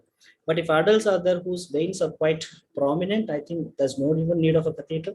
Just 150 ml of blood goes into the circuit. Stem cells, every time there is differential centrifugation with a laser technique that is happening here, some 10 ml of stem cells gets collected, and then the rest of which is given back. To facilitate this process, we have got beautiful drugs like colony stimulating factors. We have got Peripheral, which is a CXCR4 antagonist. Just give the injections for 4 to 5 days, even we will start making stem cells. So this organ donation is quite a tricky one. This is not like really we are taking away something from the donor. It is a renewable source. We are actually increasing the stem cells in the patient, and we are just removing the excess, patient in the sense the donor, and we are just removing the excess of whatever has been done there. So then we try to kind of do some manipulation and store these stem cells at -150°C. So that unit needs to have all these facilities that are available, and this is how the stem cells look like. We specifically mentioned them because if you just give a gross look into it, it just looks like a platelet bag or a FFP bag. There are situations where stem cells are stored in a blood bank and somebody somewhere in the middle of the night got up and issued it to someone else. That also can happen. So we typically put them in a canister and mention it very clearly that these are stem cells and not to be given to others. So ideally speaking, we store it in separate refrigerators. And finally, we have to infuse them back. Infuse them back in the sense we don't have to put them into the bone marrow. Just give it through a peripheral way. They're very intelligent cells, CD34 positive cells. They know where to go. That is what we call it as homing phenomenon. In olden days, it was a real problem because in kidney transplants and other transplants, HLA matching, though it is needed, sometimes it's not a very tight necessity. There we call it as graft rejection. The host immunity will think that the organ is somebody else, it tries to reject it. But here the opposite happens in a bone marrow transplant. In a bone marrow transplant, the immunity of the host is nothing but the immunity or the T cells of the donor. So when the T cells start proliferating, they will think the entire body is not my body, it is somebody else's body. They actually reject the entire body. We don't call it as a rejection, we call it as graft versus host disease.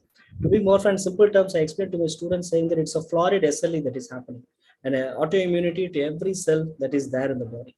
So to prevent it, we were very, very meticulous in selecting our donors. We wanted to have a full match, a 10 by 10 or a 12 by 10, HLA A, B, C, DP, DQ, or DR is what we used to do. But we know from 1980s to 90s, India has gone into a single child policy. Who can be a very proper 10 by 10 or a 12 by 12 donor? Siblings have got a 25% chance of having it. It's not compulsory, but still more and more siblings, more possibility of having a full matched donor. But unfortunately, it's not always the case. Sometimes we really find it tough to find donors. And India is one country where altruistic stem cell donation is an opt-out system, and since opt-in system where I have to go and say that I want to act as a stem cell donor.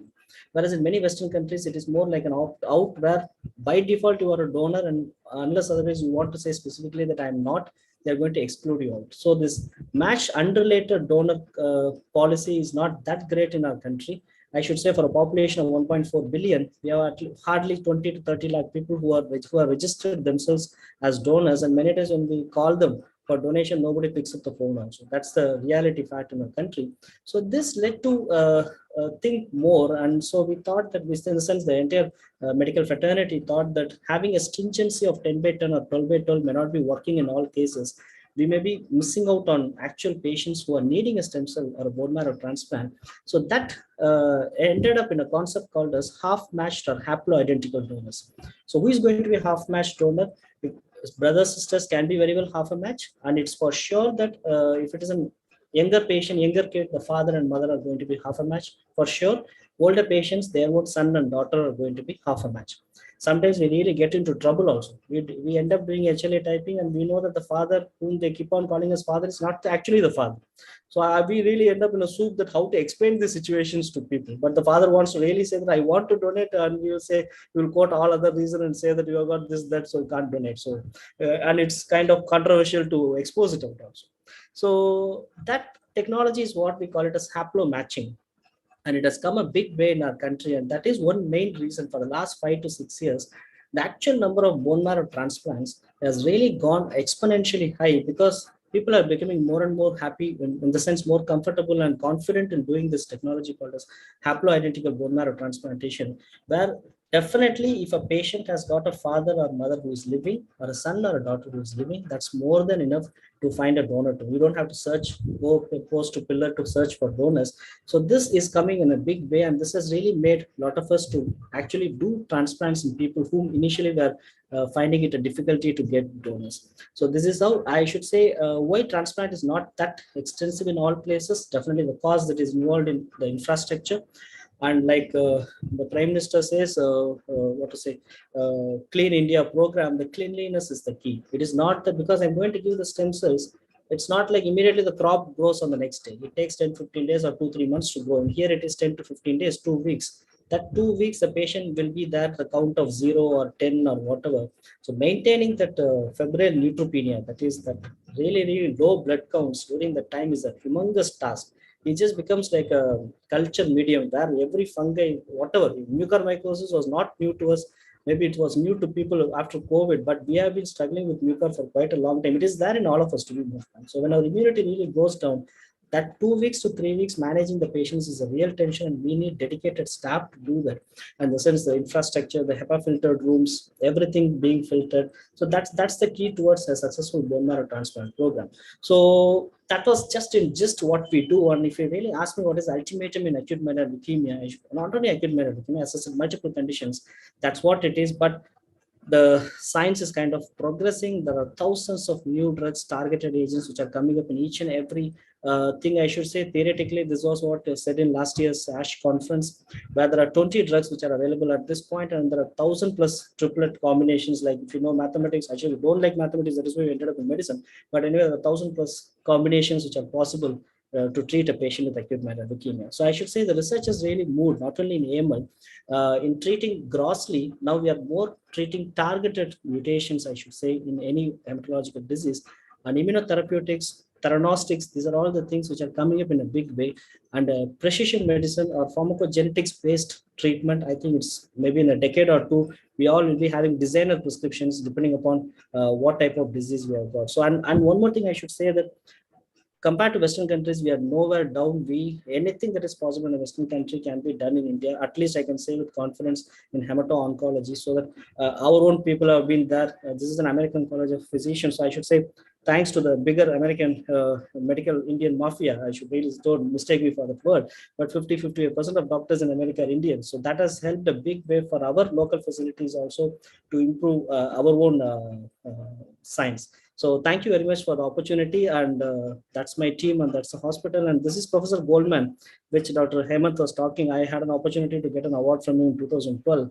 Unfortunately, that fellow died in 2013. But anyway, that's unrelated to I getting an award. So thank you very much, ma'am.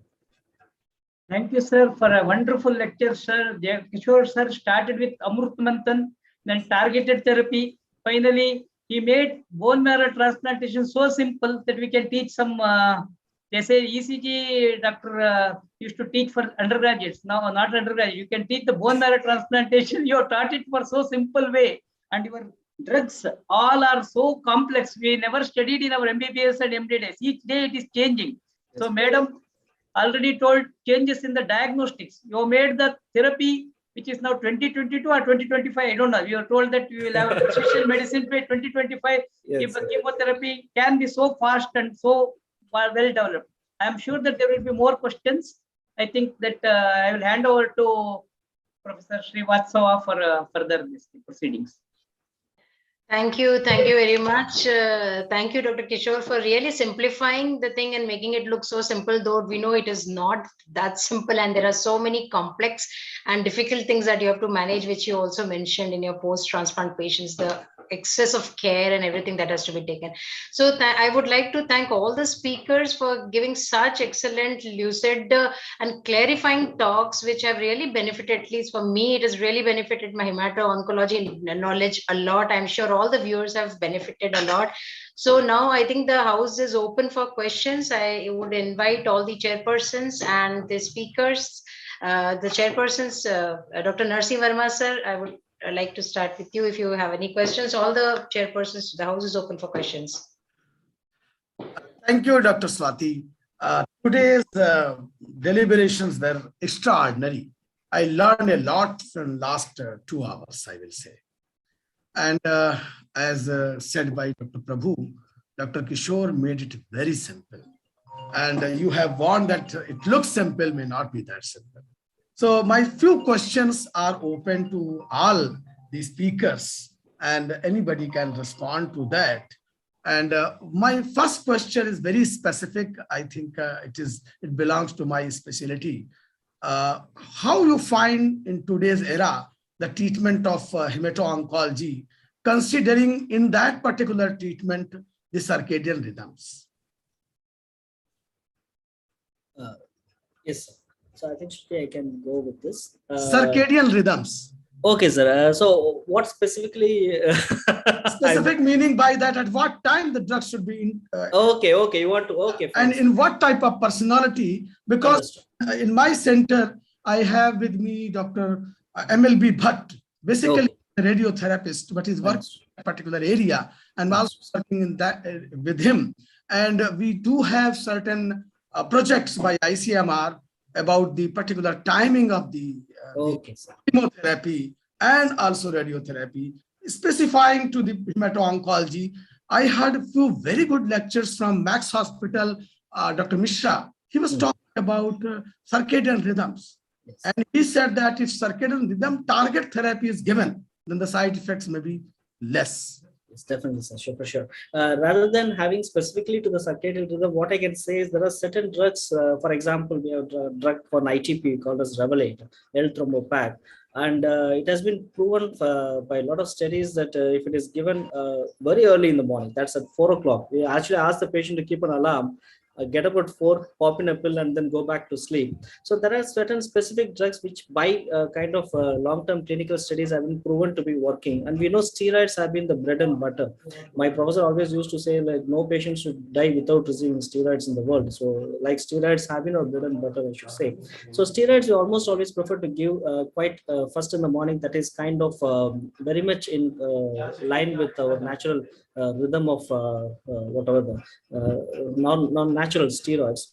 The other thing is that there are some drugs, more than I should say circadian rhythm, it's like there are certain drugs which are very time specific. That is, sometimes we monitor the drug monitoring levels also.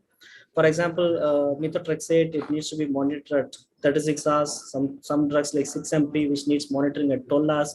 So for that purpose, many times it will be very unusual that we start giving certain chemotherapy drugs at the night.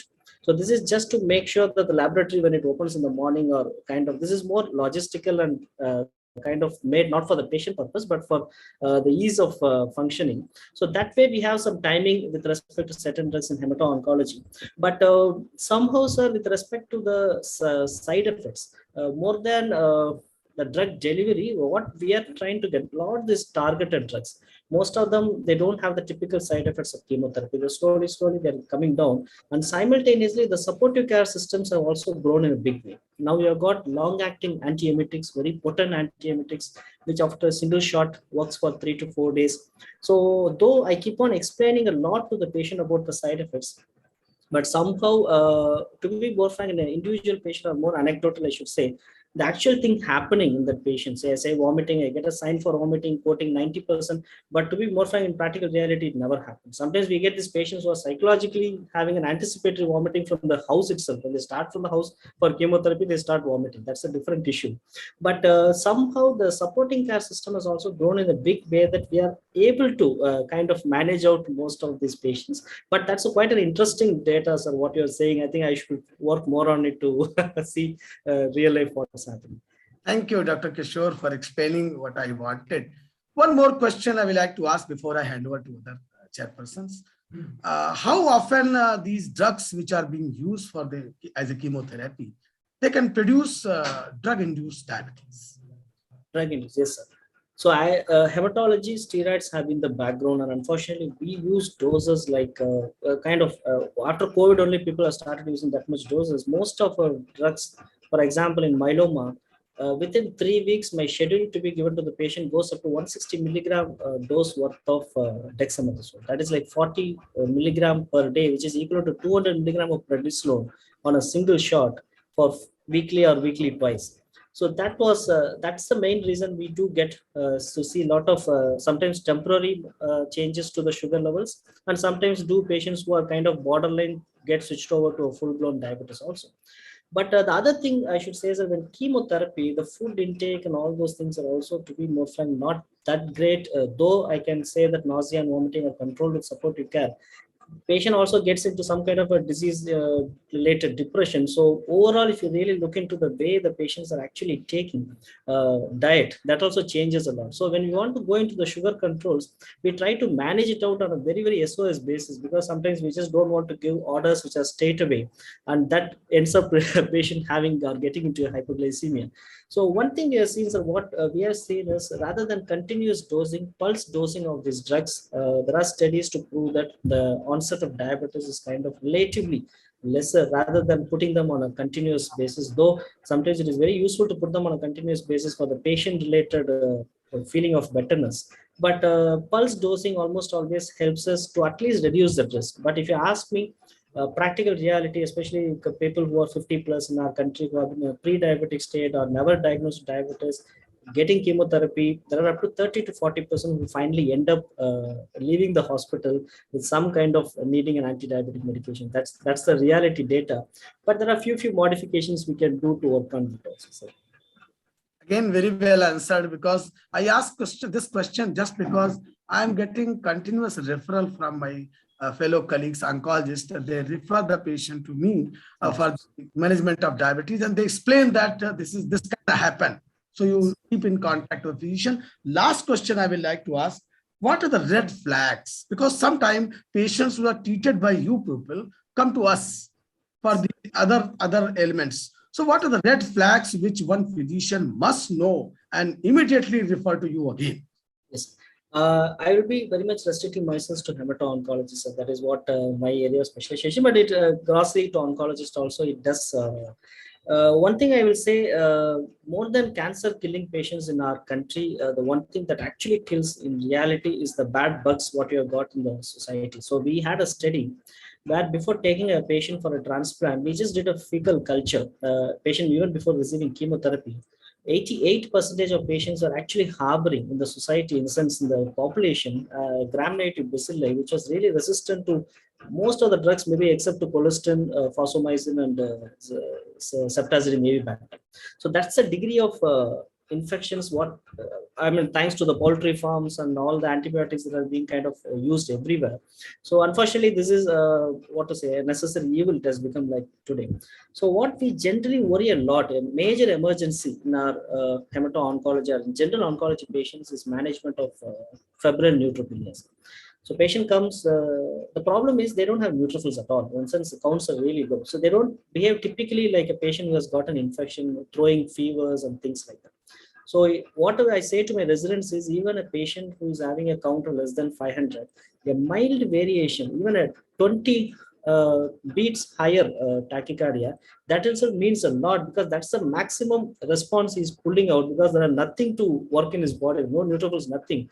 Even a temperature of just 0.5 Fahrenheit above normal, that also may be sometimes a warning sign that the patients are kind of not initiated on the antibiotics, first dose of antibiotics, empirical antibiotics, we have few bad situations where within 4 to 6 hours, we are really kind of lost our patients to the severe gram-negative septic shock. And many times it's quite irreversible. So that's what I say to most of the patients also, though there are a lot of side effects, I keep on saying in my consent form. But the major side effect I am worried as a physician is infection, which the cancer may not kill you, but due to the necessary side effect of a low blood count and the GNP is what we are having in the society. So what happens is sometimes we go to a general ICU. Naturally, the ICU has got its own way of hiking up antibiotics. They've got the stewardship policy. But these patients, I will say that they should be kind of given a separate and a special care, a barrier nursing, and our threshold for giving some empirics should be quite high when compared to the other patients who are in the ICU. That's the thing that I keep on having a tug of war with my pharmacology colleagues out there. So because in practical reality, we lose patients due to dyserythropoiesis and infections, I should say. Many drugs, they have got notoriously known for causing potassium losing in enteropathies and interstitial nephritis. So patients will be roaming around with a potassium of 1.52, and sometimes they really don't know what's happening. They end up somewhere, and the simple potassium correction would have not been done. So that finally takes the patient. So I personally feel a medical oncology or oncology patient coming in, the basics are pan cultures, starting some empirical antibiotics with a fever, I should say, and almost always make sure that the electrolyte disturbances are very well should be kind of taken care of in such patients. Apart from it, it's all the bleeding, low blood counts, which are the general signs which most of the times, though not a dire emergency, but still it can be settled. So I think, yeah, that is a very important thing, Dr. Kishore. I think that has come to this, that in addition to the neutropenic sepsis and management of the infection, electrolyte disturbance also becomes very important. So similar to what the question which Dr. Narsi Verma just said, and this is I addressed to Dr. Shruti Mishra, because Dr. Shruti, you had very clearly mentioned that we have to be, especially in AML and such similar malignancies, acute malignancies, we have to be very rapid in our diagnosis. As you mentioned in your slide, on the first day, you should have the diagnosis, and day 2, you should have the other, cytometry and all. So as a physician, most of these patients, they come with fever, probably very vague symptoms. So this becomes very important for the physicians to know that what mistakes probably we make, and probably we delay the diagnosis, or what are the important red flag signs. Again, I was also thinking of asking, which a physician should know, so as to immediately, get the things done and take a hemato-onco opinion. So anything that you would like to mention on that, especially for the diagnostic purpose and early diagnosis? Okay, sure, ma'am. So first and foremost, whenever a patient comes to us in the OPD, the first thing that we can assay with ourselves is the CBC, that is a complete blood count. And for that matter, a peripheral smear examination is very important and mandatory. Most of the times, it is not necessary that the patient will have leukocytosis or increased WBC count, and blasts are easily visible. There are many cases where the presence with pancytopenia, with few cells which is present in the peripheral smear, which can be missed if not seen by proper trained personnel. If a first year MD path is seeing the peripheral smear, it is never first year, even final years miss the slides.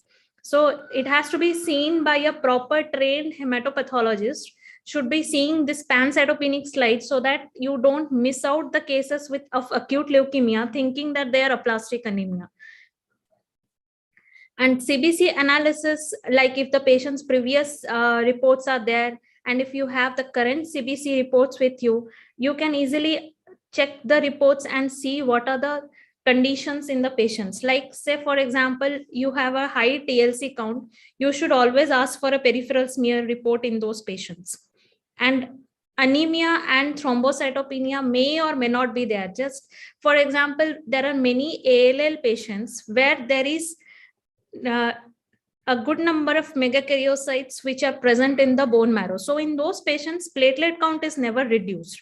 It's only a degree of anemia which is there along with the raised TLC. So there, if a peripheral smear examination is not done thinking that it is some normal differential is coming out or something. So it can be a dubious thing. And nowadays we have got this automated hematological analyzers in most of the centers, and none of them are using any 3-part. Everybody is using 5-part or 7-part or more. So what is it that in this 5-part or 6-part analyzers, we have the scatter plots with us. We can analyze the scatter plots. The positioning of the blasts is quite varied and quite specific. From the scatter plots, we have done studies on that also, and we have published it also. So from those scatter plots also, we can have a basic idea of what kind of a leukemia we are dealing with, whether it is acute or it is chronic, or whether it is a lymphoblast, monoblast, promyelocytes. They all have a specific region because of the size, shape, granularity, the nuclear complexity. They have got a specific position in which they lie in the scatter plot. So a complete holistic approach for a CBC means our CBC is not a very simple and small thing. We should not negate it out like it is just simple thing and like that. So it gives us a lot of information. So if we have somebody who can interpret each and every aspect of it and look into details of it, we are not going to miss the cases easily. I think most of the physicians also should have more access to, of interpreting the CBC accurately. I think which is probably not done. Only the counts are taken into consideration and the differential count, and that's it. And that is very, very much the CBC. That is very superficial approach actually. So not only counts, it's all the other parameters which are there. That is also important, and that also gives us a preview into what exactly is the pathology in the patient. Because it gives a very good information. The CBC gives a lot of information. Yes. So any other questions from our esteemed chairpersons, Dr. Ashwin, Dr. Prabhu? Sir, Dr. Kishore, sir. So during COVID times, some of the acute leukemias are missed. They end up in COVID ward, come back, very bad shape. Chances are I have lost few patients during COVID time. One is that. Second thing is that you told about all the latest treatment and all. You didn't speak about ATRA, promyelocytic, which is probably one of the malignancies which is completely curable. Another problem, as I told, sepsis. Another problem, what we physicians see is coagulopathy, coming with very low platelet count, bleeding, and at that stage, we are not sure whether to refer to medical hemato-oncologist or not to treat the patient because he is bleeding, platelets are very low. And we are sure that chemotherapy is, but present chemotherapy, as what you told, you made it so targeted. Well, what we have got, is it possible to treat, or can we give any prognostic this patient? They come with bleeding, severe bleeding, or severe septicemia. And we have lost patients due to septicemia and also due to coagulopathy. Understood. So and a small addition to what Dr. Prabhu was asking, exactly the same dilemma comes to our mind when these patients come with COVID with high D-dimers, and we don't know whether we have to give, how can we manage about the anticoagulation part, because we know that coagulation is occurring too much in the pulmonary vessels, and that is leading to very serious issues in our COVID patients. So we don't know how to manage that. That also becomes very important. I'll take up this COVID so that it's an overlapping question. So there has been quite a lot of guidelines which have been committed. It's a learning curve for us also, ma'am. But I should say D-dimer on both ways.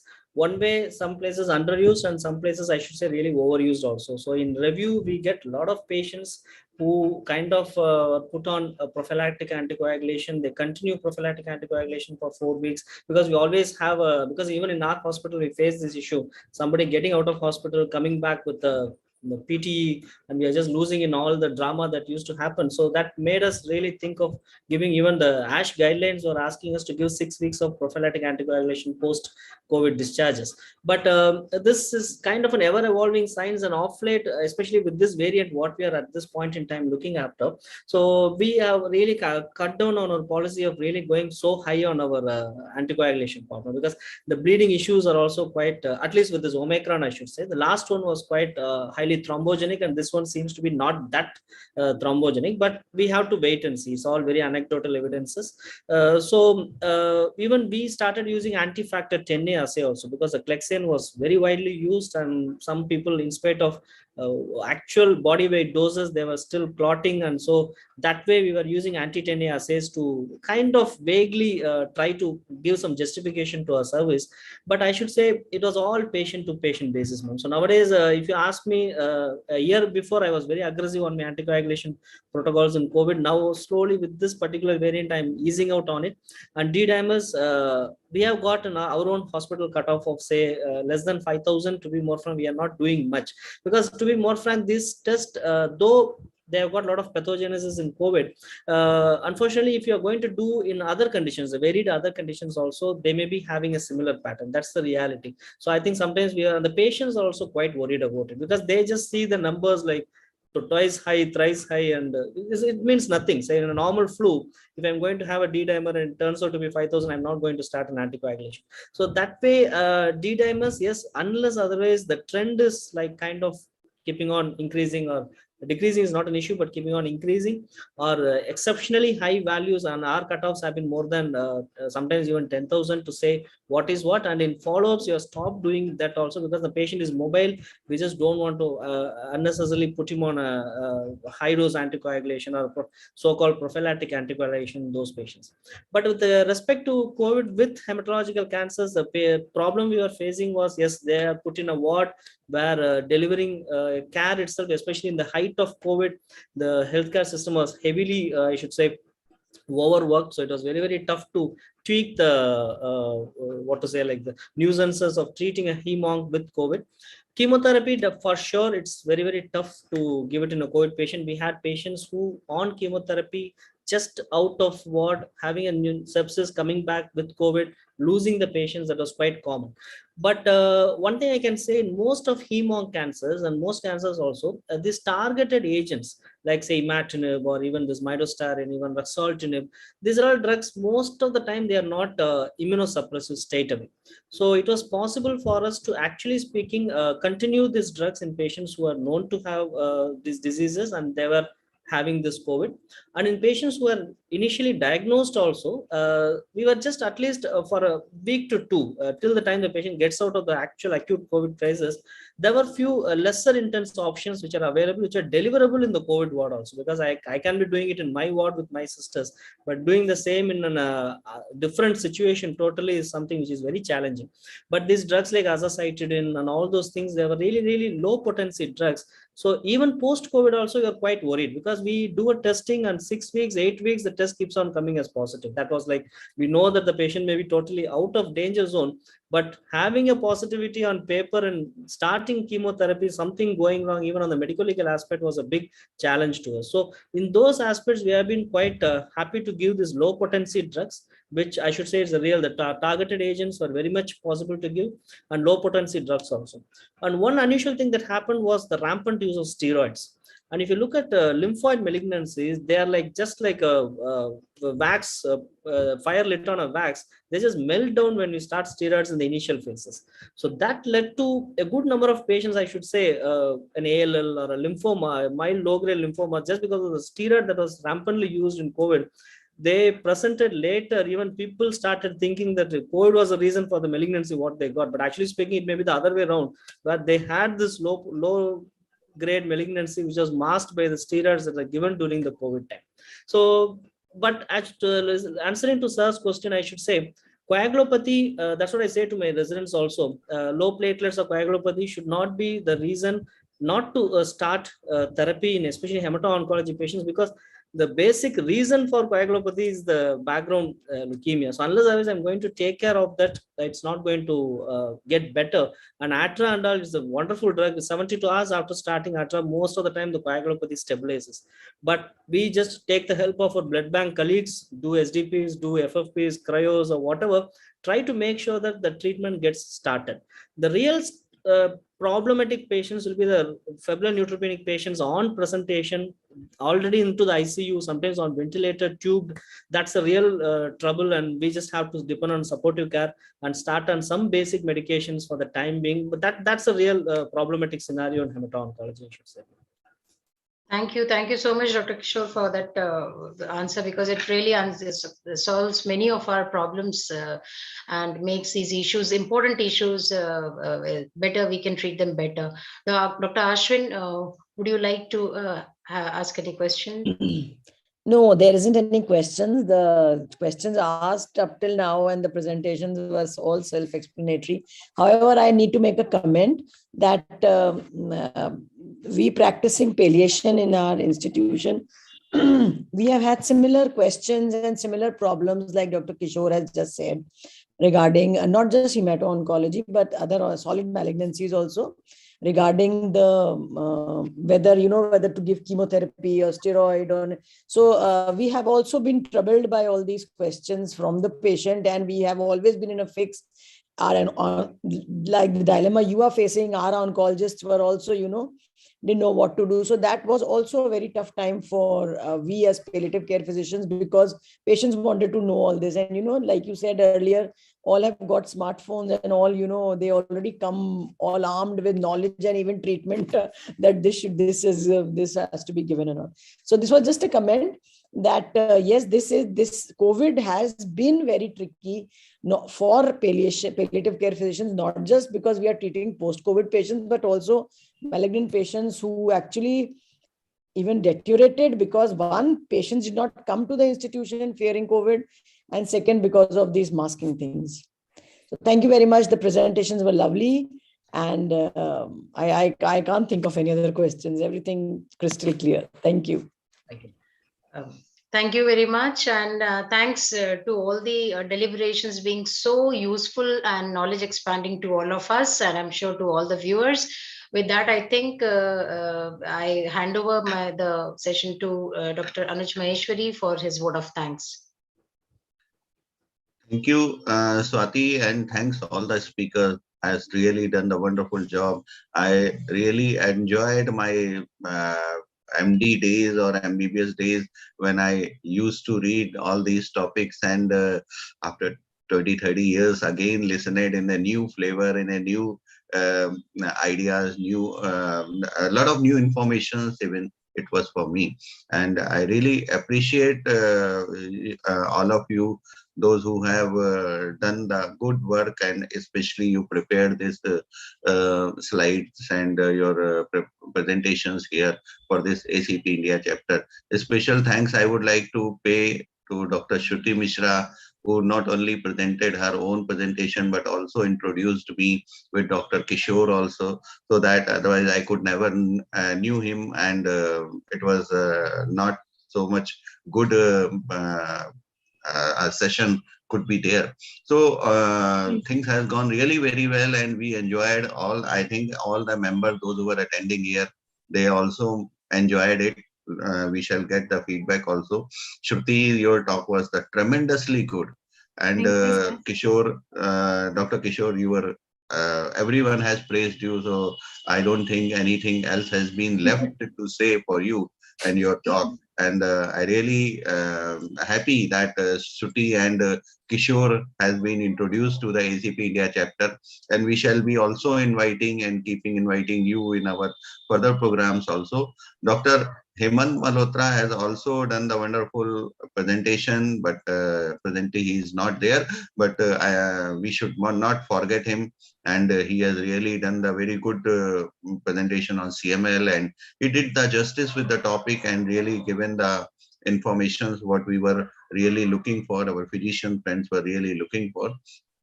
All the chairpersons has come out with good questions, and of course I'm a little disappointed that listeners did not ask much question. I think that people are accustomed of listening all the diabetes and hypertension kind of the topic. So these things were quite new for the listeners also. So I think that next programs we shall be getting more questions from the audience side also. Next program is on tobacco-induced cancer. That is on 18th of February. And 18th of February will not be on the 7 p.m. In fact, it will be on the 8 p.m. to 9:30 or 10. And again, there will be the 3 talks. One will be on the oral cancer, another will be on lung cancer, and one talk will be on the relationship of tobacco with the different kinds of the cancer. So 3 very good speakers shall be there with Dr. Suryakant, who is the ex-president or immediate past president of the Pulmonology Society of India. He will be there as a chief guest, and he will be chairing also one of the session. And I just invite all of you to be there on that session also. And after that, till 5th, we shall be continue to activities against the cancer on the ACP forum. And next week also we shall be having something new for the cancer awareness. And after that, till 5th of March, our program is there, which is already made for the cancer awareness and various kinds of the cancer. We shall be coming up with the new informations, like very good speakers like today we had. So thanks again, Dr. Narsingh Verma. Thanks again, Dr. Mukhya Prana Prabhu. And thanks again to who was our third chairperson, Dr. Ashwin Mathur. And both that, all the 3 speakers, Dr. Kishore, Dr. Shruti, and Dr. Hemant Malhotra. And biggest thanks to Swati Srivastav, who coordinated everything, who given the idea, inspired the idea, and made this program on hemato-oncology, which we were really not having in our mind that we should do on this topic also. So with these words, it's over, time is over, and now we shall be taking a word of farewell with all of you. Thank you. Thanks a lot being with us. Thank you, everyone. Good night. Thank you. Thank you, everyone, for your efforts. Thank you. Good night. Thank you, madam. Thank you, everyone. Bye-bye. Bye-bye.